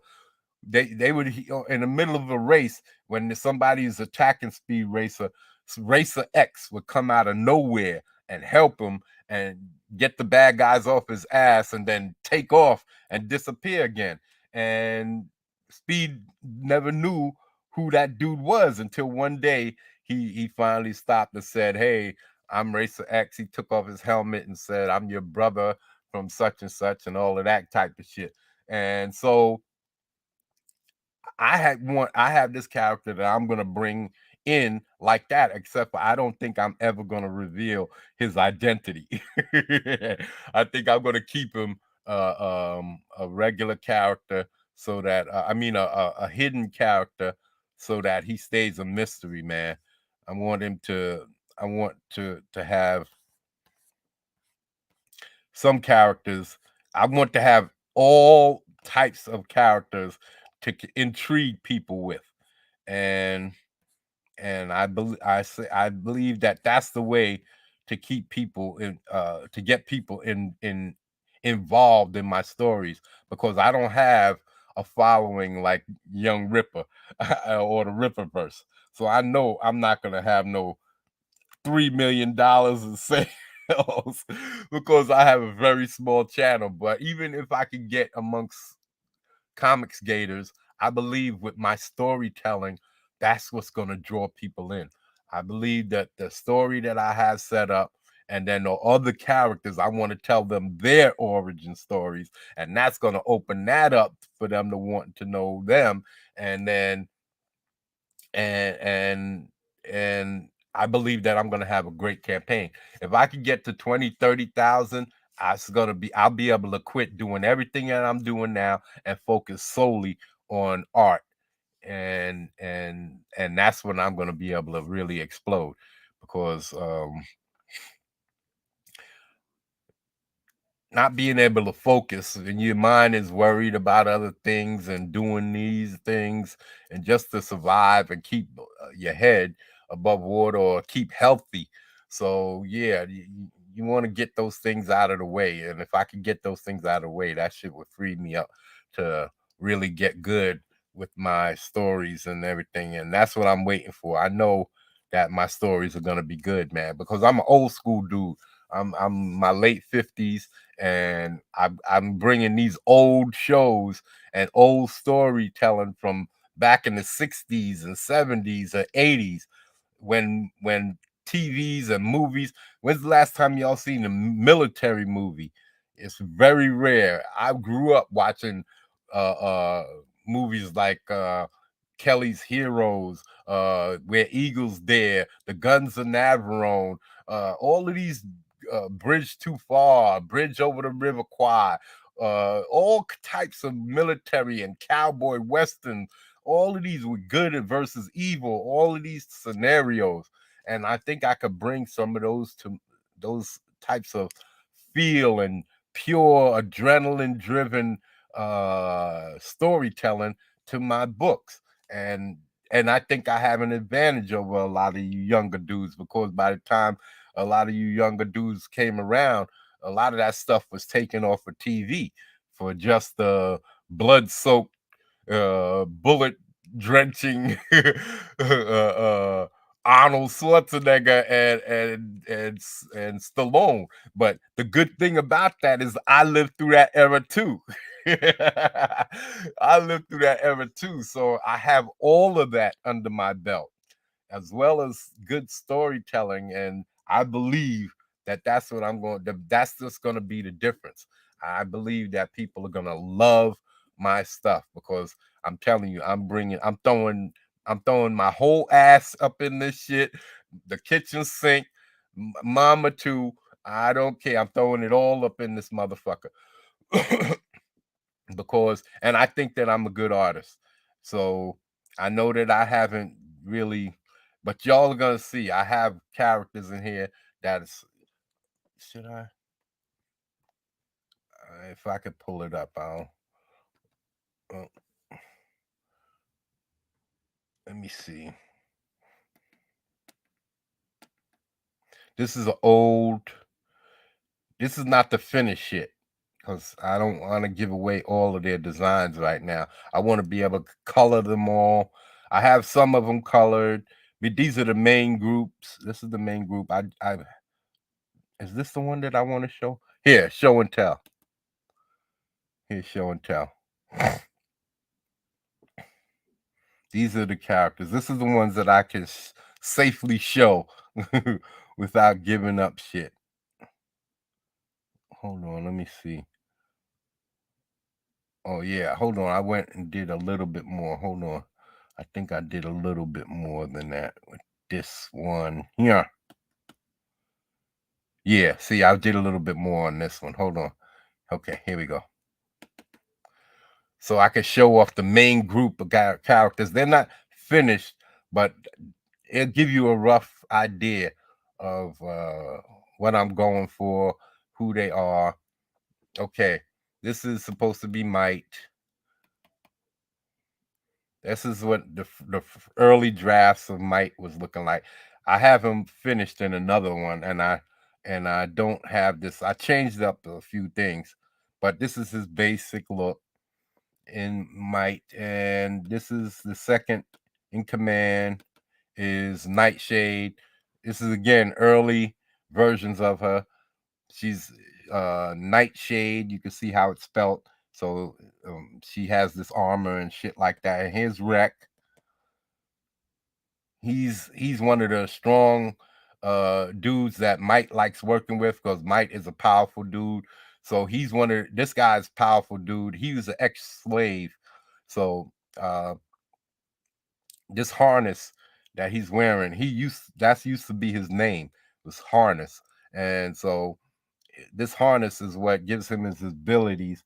And he hasn't addressed his whole master slave thing yet. So that's in the works. That story's there.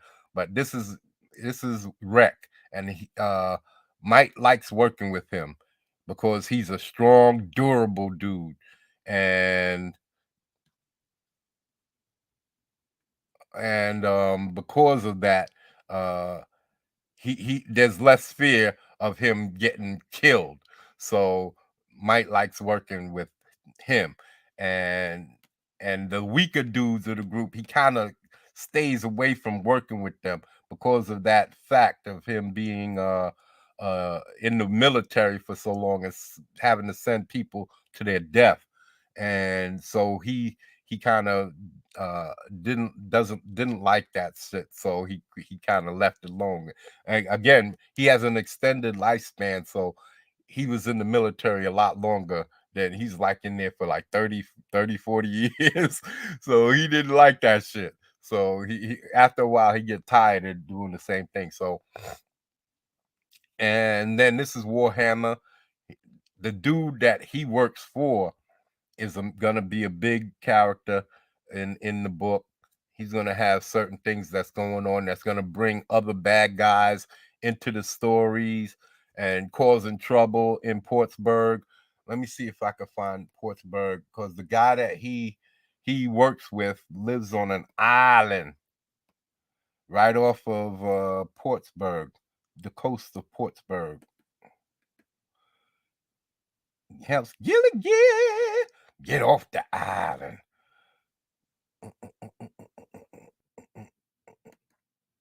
I lost it. I lost it. Where is it? Portsburg, Portsburg, Portsburg, Portsburg. What happened to Portsburg?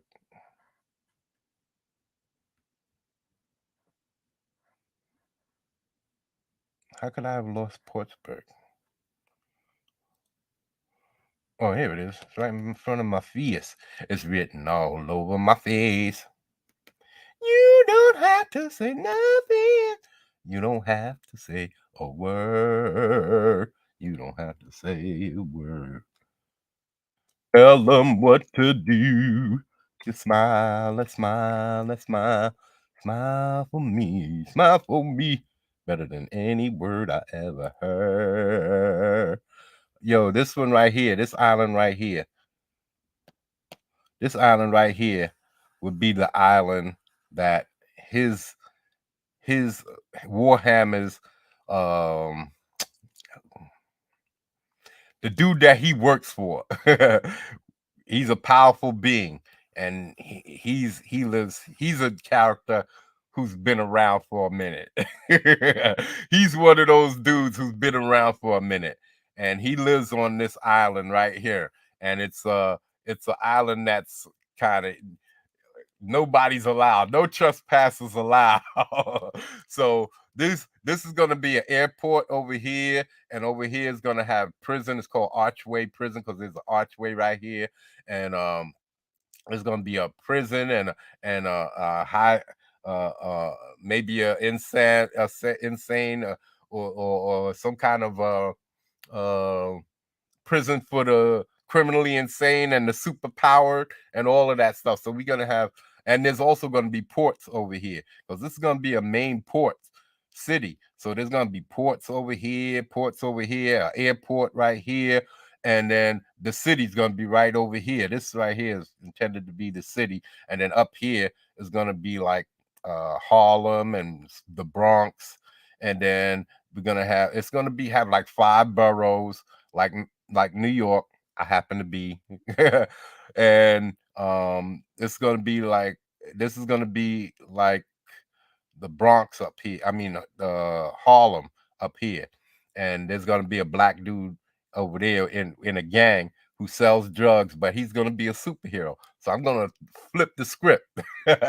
Some people are gonna not like him because he's a drug dealer, and some people are gonna like him.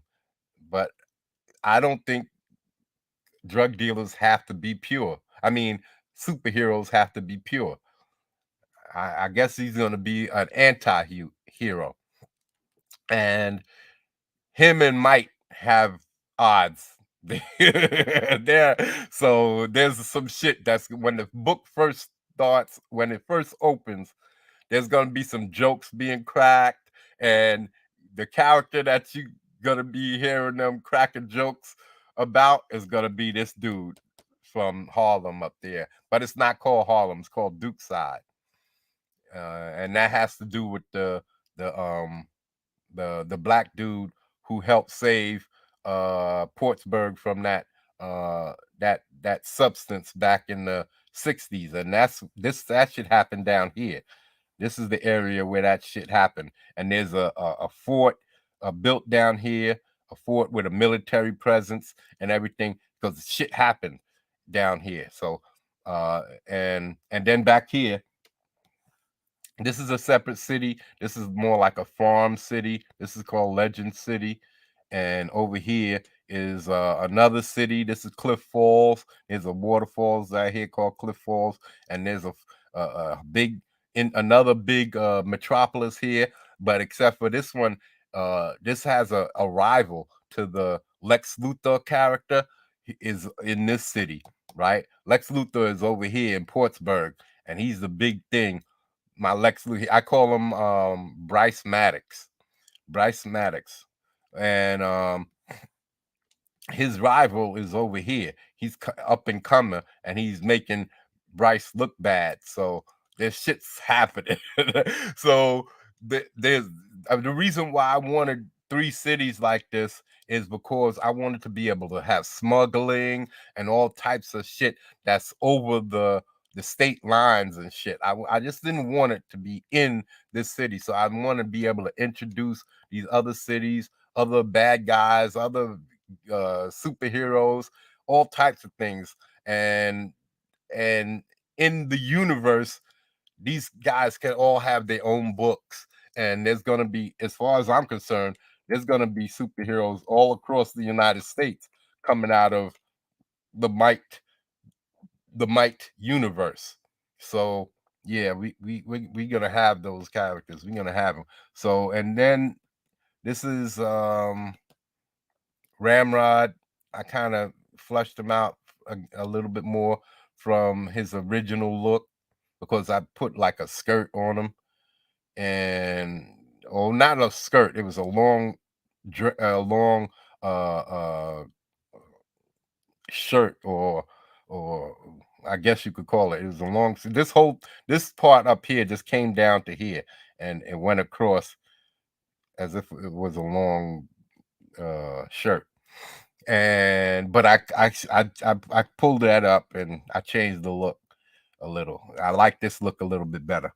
So this is he's all colored already. He's already colored. Um, he's a badass.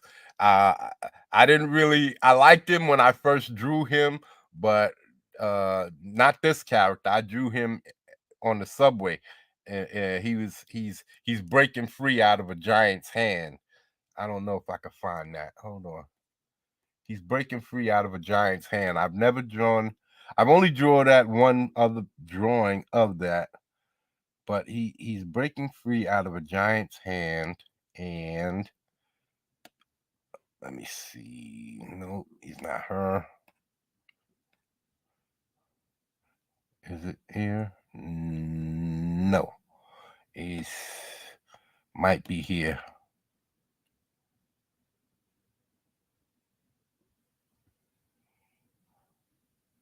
Yeah, here. See, I don't know if you can see it. I don't know if you can see it, but this is the first time I drew Ramrod on the subway. This is on the back of a subway sign that you see up above you. If you in the subway, those signs that you look up at, and I used to put those on the buses. So those interiors, we call them interiors. Well, it's great to draw on the back of, and they're sturdy, they're thicker than any drawing board, unless you get rid of them super thick drawing boards. But they're heavy duty and they're great for drawing on. So I drew this, and this is what Ramrod's origin look like. This is basically what I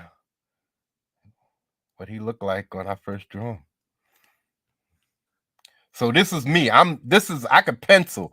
I could pencil. I've been drawing the pencil. It's just the inks I've been struggling with because it's not the drawing the outline, the holding line, as they say in the professional world. It's the cross hatching and the spotting my blacks. I'm all over the place with it.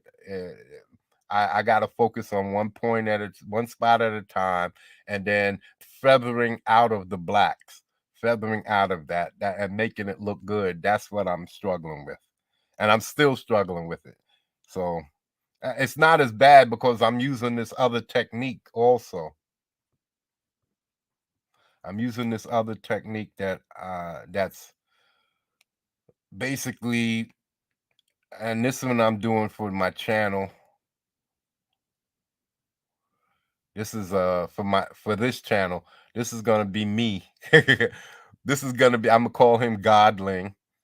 That's one of my names. I'm Monstrositus X Godling, but mostly I'm Godling on you on the video games. When I play video games, that's my name is Godling. Godling1 on PlayStation. So, but that's my, even in my Bible, these characters are all uh characters of the mighty Delil. That's me. J Delil, Godling, Monstrositus X. So I'm Godling the creator and J Delil the artist. So this is the technique that I've been trying to, I haven't been back on it. Like I said, it's I've been off and on, all over the place because I've had some shit in my life. Life happens, bro, and sometimes you handle things in different ways. So now I'm coming back in, and I'm trying to. He's going to be riding on a planet with storms coming out from the bottom and some clouds at the top of it, or that's what I figured. And then I'm gonna have all kinds of ethereal shit and floating around them. That's why I got all of this shit. And there's more. It's just that I had to get some of that shit out the way so that I can see what I was doing.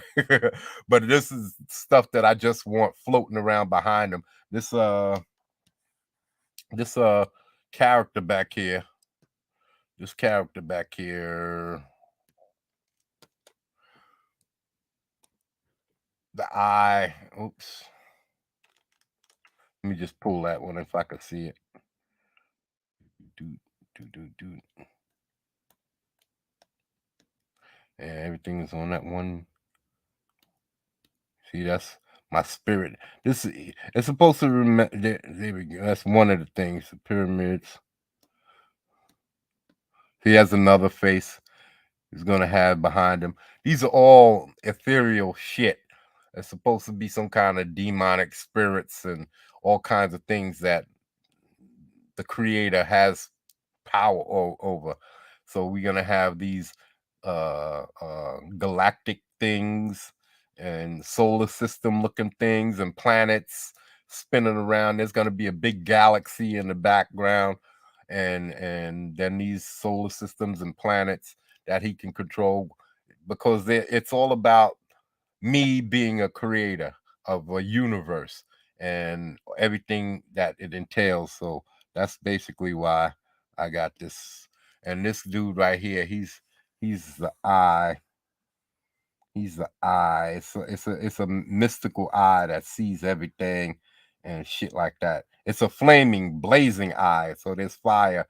It's a it's a eye wreathed in flames and has this sort of an ornamental thing around it, and it's all covered in flames. So yeah, all of that's back there. I gotta finish that off, and I want to make that the welcome to the goddom background because I have welcome to the goddom. Where is it? See, welcome to the goddom, and that's what I'm gonna have for this channel because the other one's gonna be called the pit, and that's where I have all my monsters and my destructive shit over there. That's where I talk all my shit. Not really. I'm gonna have um TV reviews, all my old TV uh because my moms used to love all the old shows. I like them too, so I've started watching them.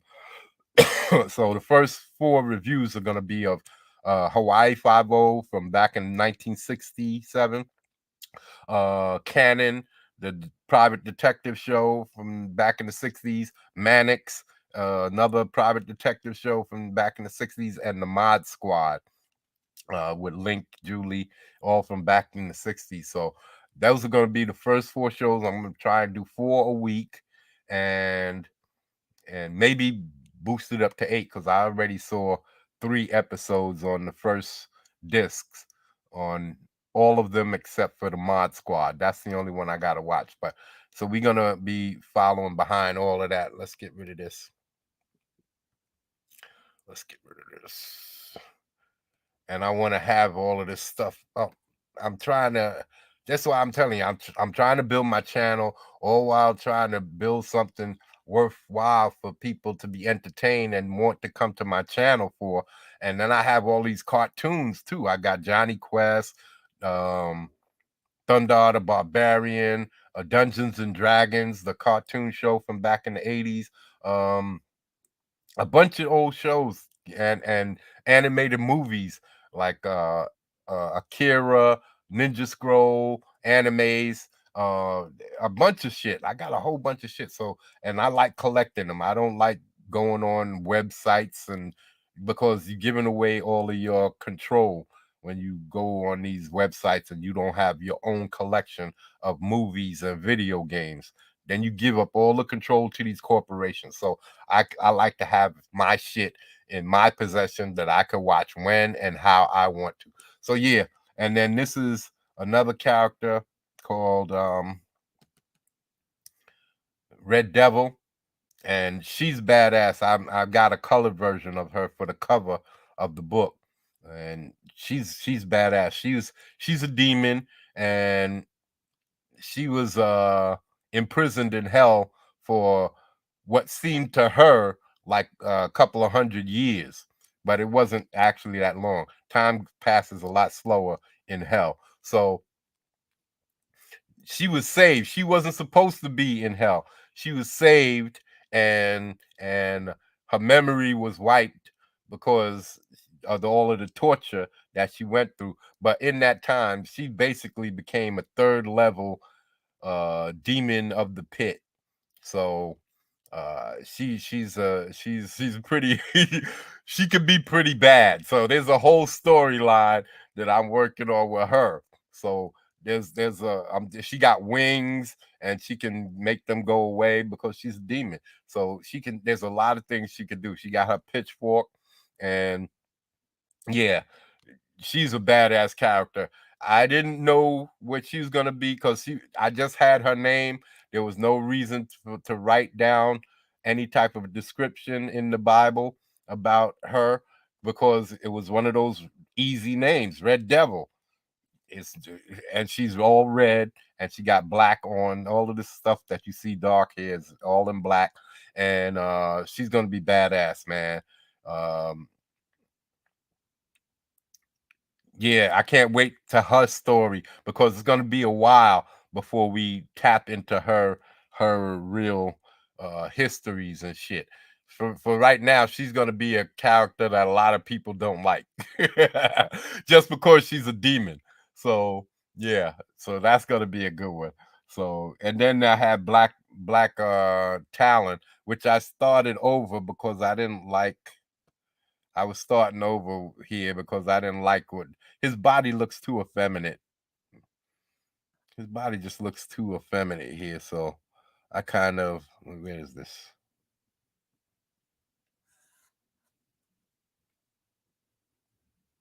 Yeah, this is basically what I was doing with him. And he just looks too weak. He just doesn't look muscular enough.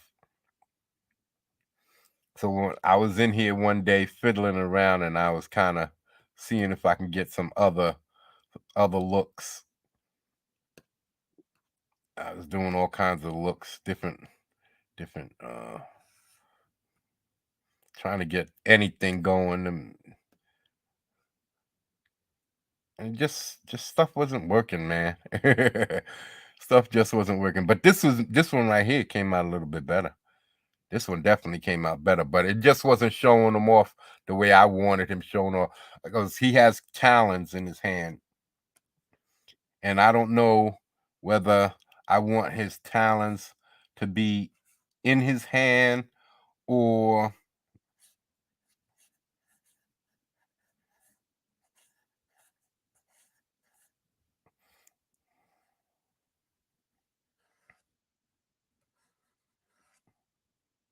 see, I don't know if I want them to be in his hand or he's holding them or part of his hand.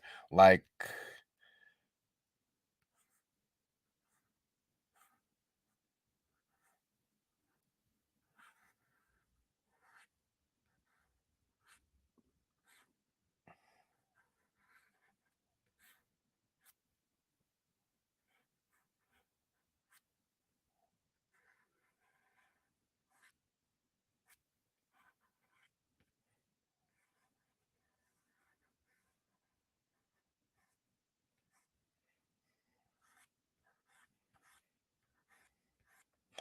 and like that. But the only thing is, I have to, if I make it part of his hand, like Rip Claws. I don't know if y'all know who Rip Claw is from Image. Um, but Rip Claw and War Claws, they kind of had their claws right as like it was a glove on their hand. It was part of their hand, the claws. And I was thinking for him to make it something that pops out as an apparatus, something that he could use to fight with and shoot it as a weapon and stuff like that. And so I'm trying to figure out different combinations of things to use. I don't know if I'm going to have his hands have the claws attached directly or if I'm going to make the claws separate, because he has a technology that he uses, and I can't talk about that. Him and another character are gonna use similar types of technology, except for they're gonna have the dude that I was talking about who has the who's gonna be the Racer X character, that mysterious character that pops in and pops out. They use the same technology for their uh outfits and stuff in order to use their abilities to the fullest extent. And Black Talon, he was once a paramilitary terrorist hunting group. He used to belong to this paramilitary group who hunted uh terrorists both home and abroad, home and domestic and foreign. So, and then he became an assassin, and then he became a superhero. So yeah, there's this group of assassins that wanted him, and he was an assassin for a while, but they wanted to make him this elite, it's elite is like a subgroup that ran the assassins, right? This group of people, I'm trying not to give away shit. This group of people who ran the assassins group wanted him to take over as like their general, and he turned it down and he kind of left. Shit happened and he kind of left, and he floated around until he became a superhero. So that's basically kind of his origins. But yeah, all of these guys, and his H2O, he's a character. He's more of an engine. He's a next generation human. His abilities are more natural, but uh, for Engen, he's one of the more powerful characters, because back in the 60s, character Engen abilities, if a fire dude created a fire, he could only create a fire in the palm of his hand or on his fingertips. Very small shit. He couldn't be blowing down buildings and all types of stuff like that. They had very small abilities, but over the years they started developing more stronger abilities, and that's why the government was concerned that these abilities were getting more intense, and so they wanted to create their own superheroes to combat against the rise of these naturally occurring people. And in that, they created different techniques for empowering humans, but it was the same problem. Uh, if I give powers to this person, he'll be strong enough to destroy us just like those other guys. Who's to say how to control these guys? And this is the whole thing. There's a part of my story that's just going to deal with, well, that's going to have a lot to do with control and controlling people. That's what my stories and everything is about. Power and who has it and who controls it, who wields it, all of this shit. And so there's going to be a lot of subplot lines having to do with just strength and being able to wield your strength and your power, and being weak of mind or strong of will, these types of things. And so I got that. And this is a girl I call Gauntlet. She was supposed to be a dude at first, but I know I needed some more women on the team. See, I'm trying to be diplomatic. See, I know a lot of people don't have to worry about this shit. When they create groups, they throw a girl on because they want to make her super sexy and they know that it's gonna sell books, so they throw this big juicy booty chick with her booty all out and her breasts all heaving. And I'm gonna have that too, but this one is going to be a younger chick. She's going to be just out of her teens, 20s, and she's taking over basically for her father. She wears this gauntlet, and there's two of them. And oops, there's two. What the flip? What's on my? Oh, this is turned down. It's turned so low.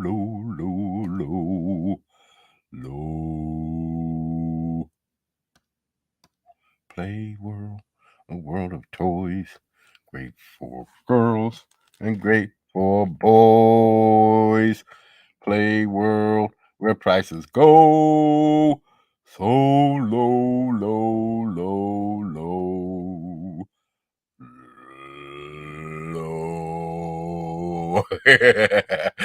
There used to be a store back in the days called Play World. Look it up. Okay. Yeah. So anyway, she she has two gauntlets. One mostly good energy, and the other one dark energy. But she falls victim to the dark energy, so she doesn't like using it. And her father was a master. He could wield the both of them. That's where you could get the true full force, when you're able to wield the both of them. And that's her dilemma. That's her problem, that she has problem wielding these gauntlets. So she's called Gauntlet, and she's taking over for her father, who passed in a major event that happened, and he was fighting against some grandiose magical thing, and he wound up sacrificing himself for the greater cause. I haven't fully worked out the story yet because it's not integral to the what's happening in this book. It's just origin stories. So, and these could be told down the line. There's no reason to try to force feed anything in there, because we're not going to be focusing on her. There's going to be times when we talk about it, because she keeps the dark gauntlet in the vault in Vedit Tower.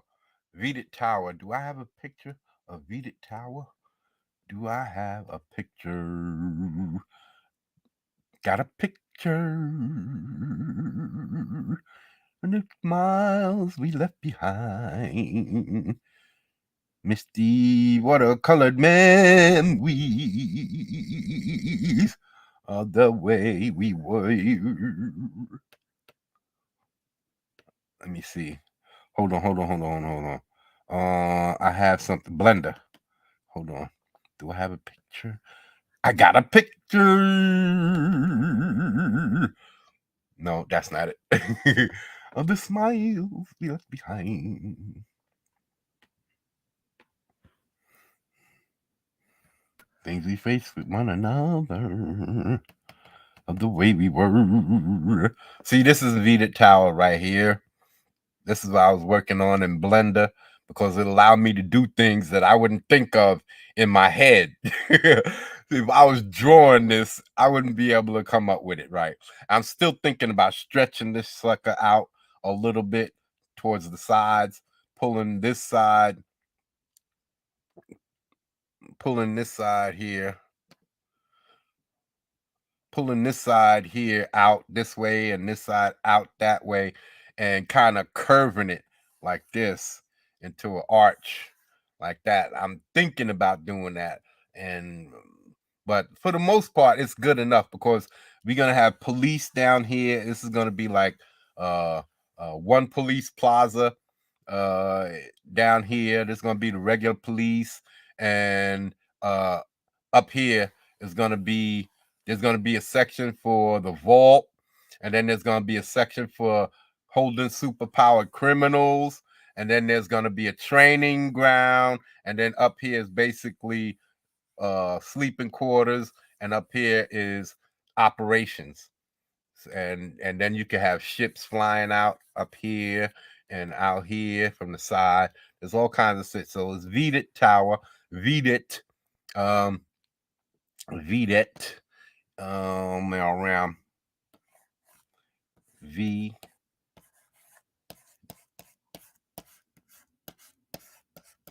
Vedit. That means a lookout stationed near the enemy. And being that, did I close out?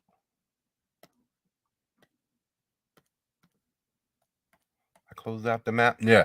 Vedit Tower, being that this is where the incident happened.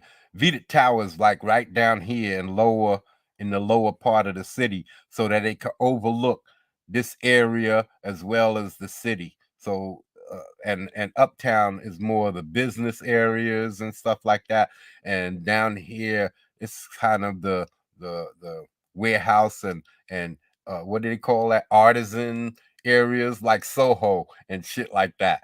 So I'm telling you, I got all of this shit situated, and out here, these are all lakes. This is these two lakes. These are a couple lakes, and these are rivers that run down here. This is a river that run down in here, and so we got all kinds of different aspects that I purposely put in so that I can do certain things. That's why I have the islands blocking off the waterway. This is the path of the boats. This is what I put these lines in here. These are the pathways of the boats that travel in and out. And then this is an airport over here, and then this is a private island for my superpowered being for the what's his face character Warhammer. And then we have a metal. Oh, hold on, I'm skipping a chick. Ultima. I think she's gonna be Hispanic. Ultima. So she's gonna be a Hispanic chick. I'm not sure yet.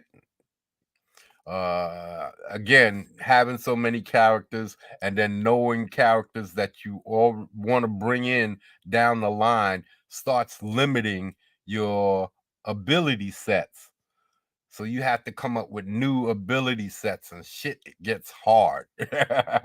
Shit gets hard, bro, because I can't trample on some of the toes that are characters that I want to bring in down the line. So knowing that I got all of these characters, it's hard to just start creating new ones. And this one is a completely new character in every way. The name was in the book, but I had nothing as far as character development. And then I have a metal dude. He's called Blue Steel. He's basically another engine,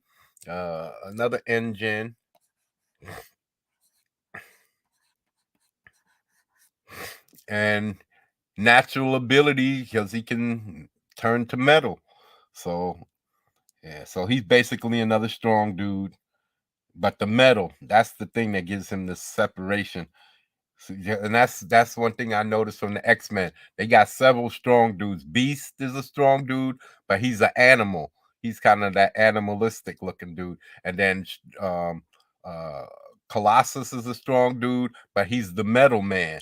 And then who else is a strong dude on X-Men? Not too many.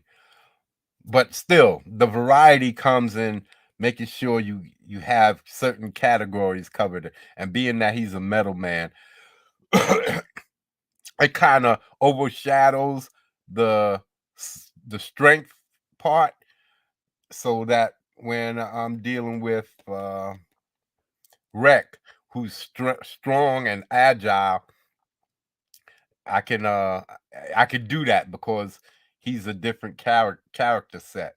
If you get my meaning.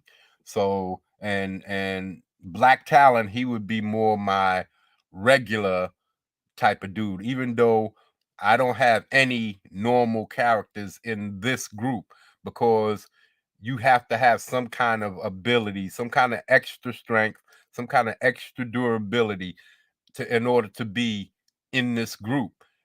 In other words, Batman could never be in this group. Batman, even though he's a badass, he could only be a street level dude, and I do have street level dudes in this game. So, okay, hold on, let me see what I'm. Okay, he says, I didn't get the notification of the last night's stream. All right. Well, I don't know what to tell you with that, but I got the other streams up. I got a stream for the night, and I got the stream for tomorrow, or is it tomorrow? Saturday for story time. He left already, but that's cool. He got to make breakfast. I understand. I answered the question anyway, just in case. He didn't get the notification. I heard that YouTube is fucking up a lot with all of that, so there's nothing I could do about that. And then, are you going to crowdfund and sell through Amazon? I'm not going to sell through Amazon. I don't know. If I get a good campaign, I'm going to try my best to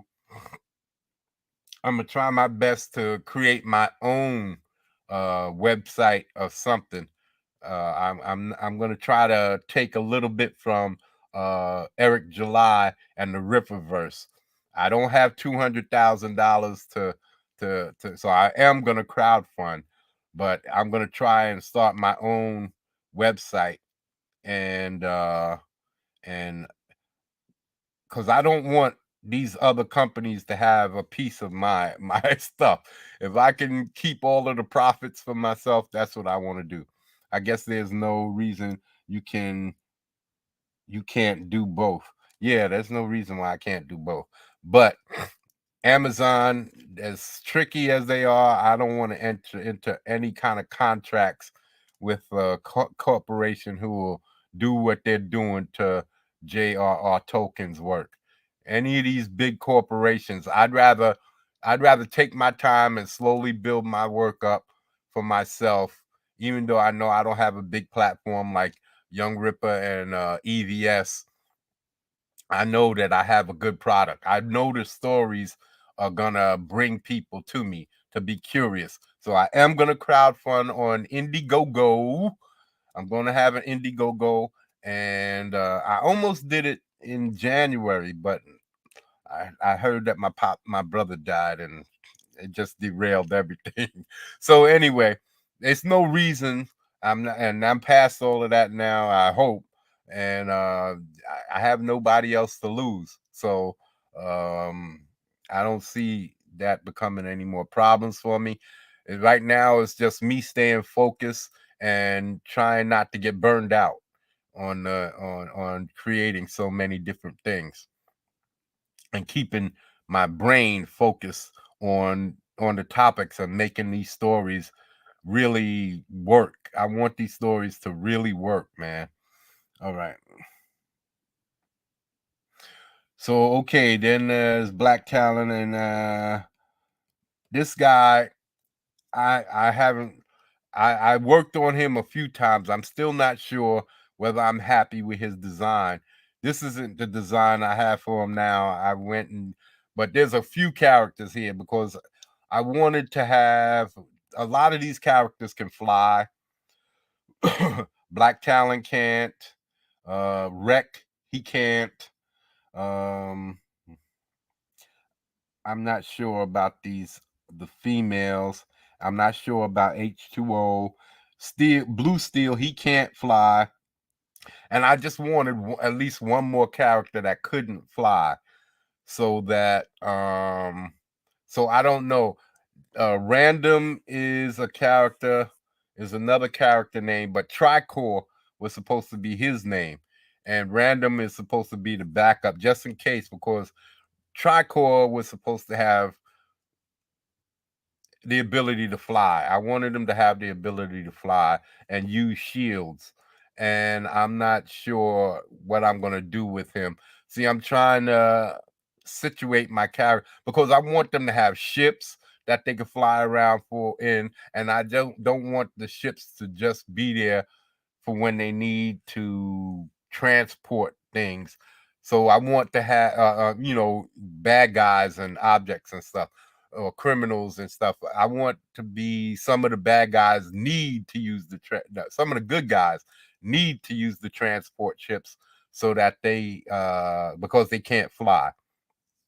And Random is a character. I also had another one called Gage, another character called Gage that was supposed to. Matter of fact, Gage was in his spot first, and I got rid of Gage in order to bring him Tricor in, and it's basically for the same reasons. I didn't want to have too powerful characters in on the team. I didn't want to have too many high-powered characters. I wanted to have some weaker characters because there's a few that Black Talon. He's like I said, would be represent more or less my Batman character, even though he's stronger than a regular human and more durable. Not a lot, maybe twice the strength and twice the durability, two and a half times the durability of a regular human's, but he could easily get handled by Wreck or Warhammer.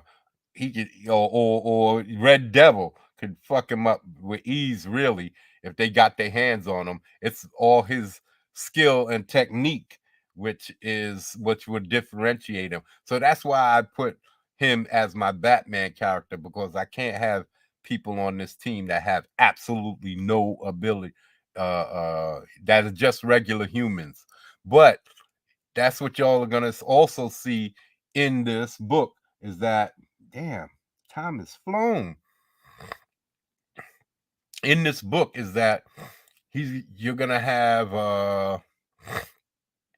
there are gonna be street level characters that don't have abilities, and some that have next generation abilities, but they're gonna be those minor league dudes, the dudes that don't really have a whole lot of power, maybe some fire wielding dude or a heat wielding dude or something like that, but it's minimal. It's not going to be over the top, blowing in walls and types of shit like that. Mostly they're going to be having hand-to-hand fighting skills, melting some guns, or making the bullets in the gun explode or some shit like that. It's not going to be no super crazy abilities, uh chopping up stuff. That's why they're street level. They can't get to the level of or they're hoping to try and work their way up to make it on a team like this.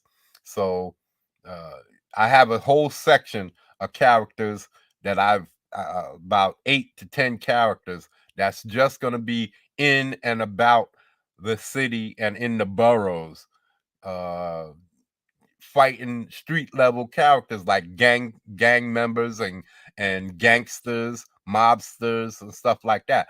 But when the superpower beings come in and somebody needs to handle these super stronger dudes and that are wielding all types of abilities and trying to take out the city or take out the world or become some kind of dominant anything or some kind of alien or some kind of monstrous force or anything like that. That's where the big time dudes come in, and that's the levels that I want to be able to show off in the story. I want y'all to be able to see that there's all kinds of levels, and y'all. That's why I said there's so many characters that I'm developing just for the story because I have so many levels. I have the street level dudes. And then I have a set of the magic guys. There's going to be a magic guy that comes in. He's called a turncoat. He's going to come in and he's going to help the group track these magical guys. And that's going to bring in my magical aspect. And these guys can spin off into their own book.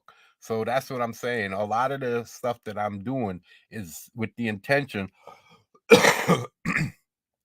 having other characters coming in, bringing a whole storyline or a whole genre with them, like the magic thing. They bring a whole genre with them and then spin off into a magic genre or demonic, good versus evil type genre or some kind of tech war type genre or some across the world type gods type thing. There's always something different to bring out of comics. There's all these different aspects having to do with superheroes, and I just want all of them to be tapped into. And then that's what 1, 2, 3, 4, 5, 6, 7, 8, 9, 10, and 11, 12. That makes 12. And then I have the 3 guest stars. One is Everman that I finally worked on a design, finally got a design for. And this dude on the bottom right here is cube to the second power. But he's I changed this up a lot and there's a couple of characters here, but this is Cameo and Everman and stuff like that. But yeah, uh these are the guys right here. These are the main group, and that's the group that's gonna be in there. And then everybody else I'm working on for the most part is either bad guys that are rogues gallery that could be in the main story working for somebody else, or they're bad guys that's in the main story. And because I need to have a lot to go up against all of these guys, I need to have 20 at least because of the storyline, the way that I have it worked. I have at least 20 bad guys just in this group that destabilizes other world countries and stuff like that and assassinations.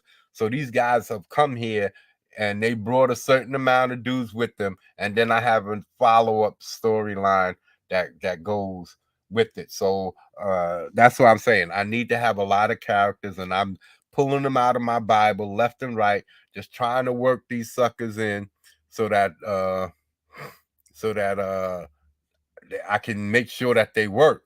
I want these characters to work, and I want the story to feel good, and I don't want them to be flash in the pan characters brought in just to flash them in the pan and get them out of there. No, I want you to get to know a lot of these characters. I want you to feel them and get to love them. And then when shit starts happening, and some of them get knocked off, I want you to be able to feel that shit. So that's what I'm working on, bro. And I'm not shitting you. I'm not exaggerating, not even the slightest bit. I'm keeping a lot from you just so that the story doesn't get ruined. So yeah, big men is what I started this video for. Drawing big men. This is how you go about doing it. You gotta extend the stomach, make them a little bit longer in the abdominal part. You could even shorten their chests a little. And this guy, he's gonna be part of. Should I talk about that?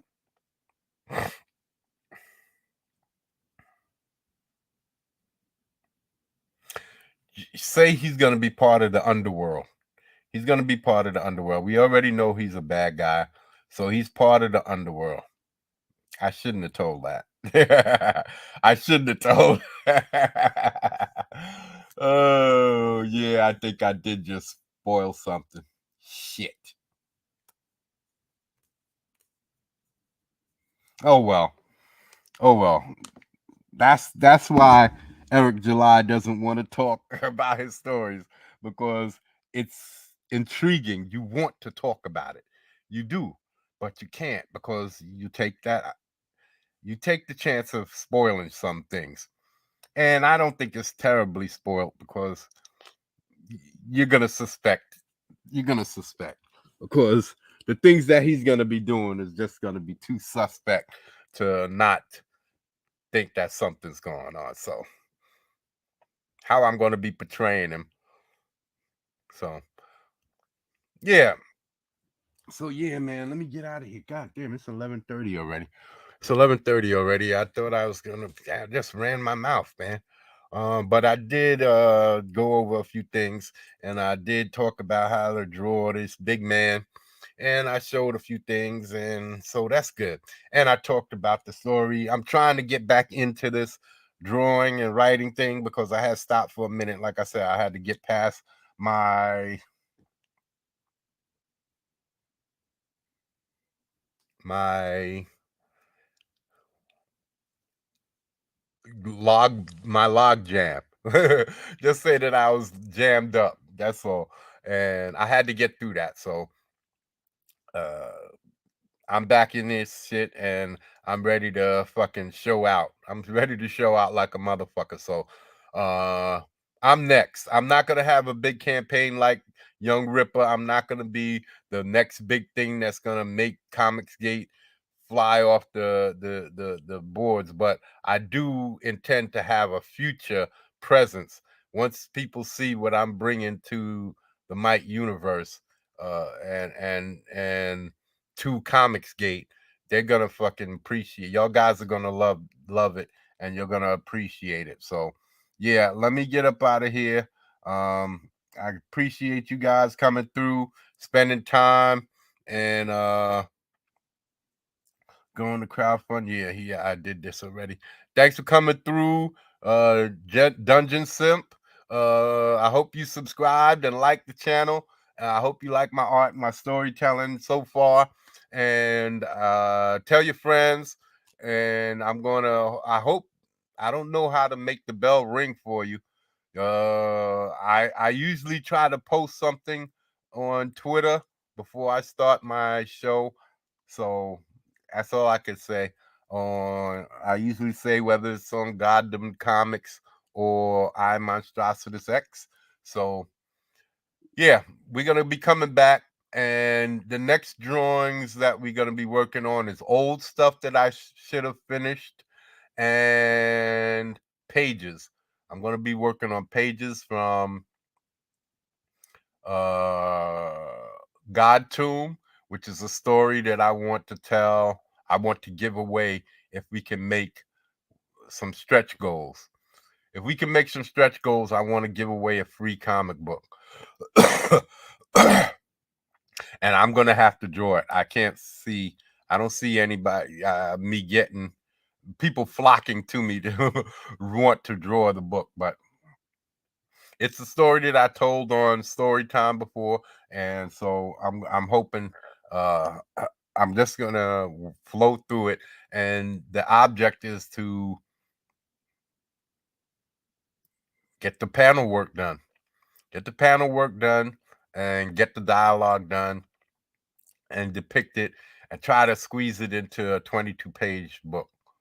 Uh, at least 22 to 24 pages. And that'll be the freebie if we can get to a decent stretch goal. But thanks for coming through again. And I'm not gonna stay for a whole 3 hours like I did last night. I'm out of here. I gotta get some food in my stomach. Thanks again for coming through and checking me out. I'm out. Or do that YouTube thing, like I said, you know the idea. Like, subscribe, and share it. All right, I'm out.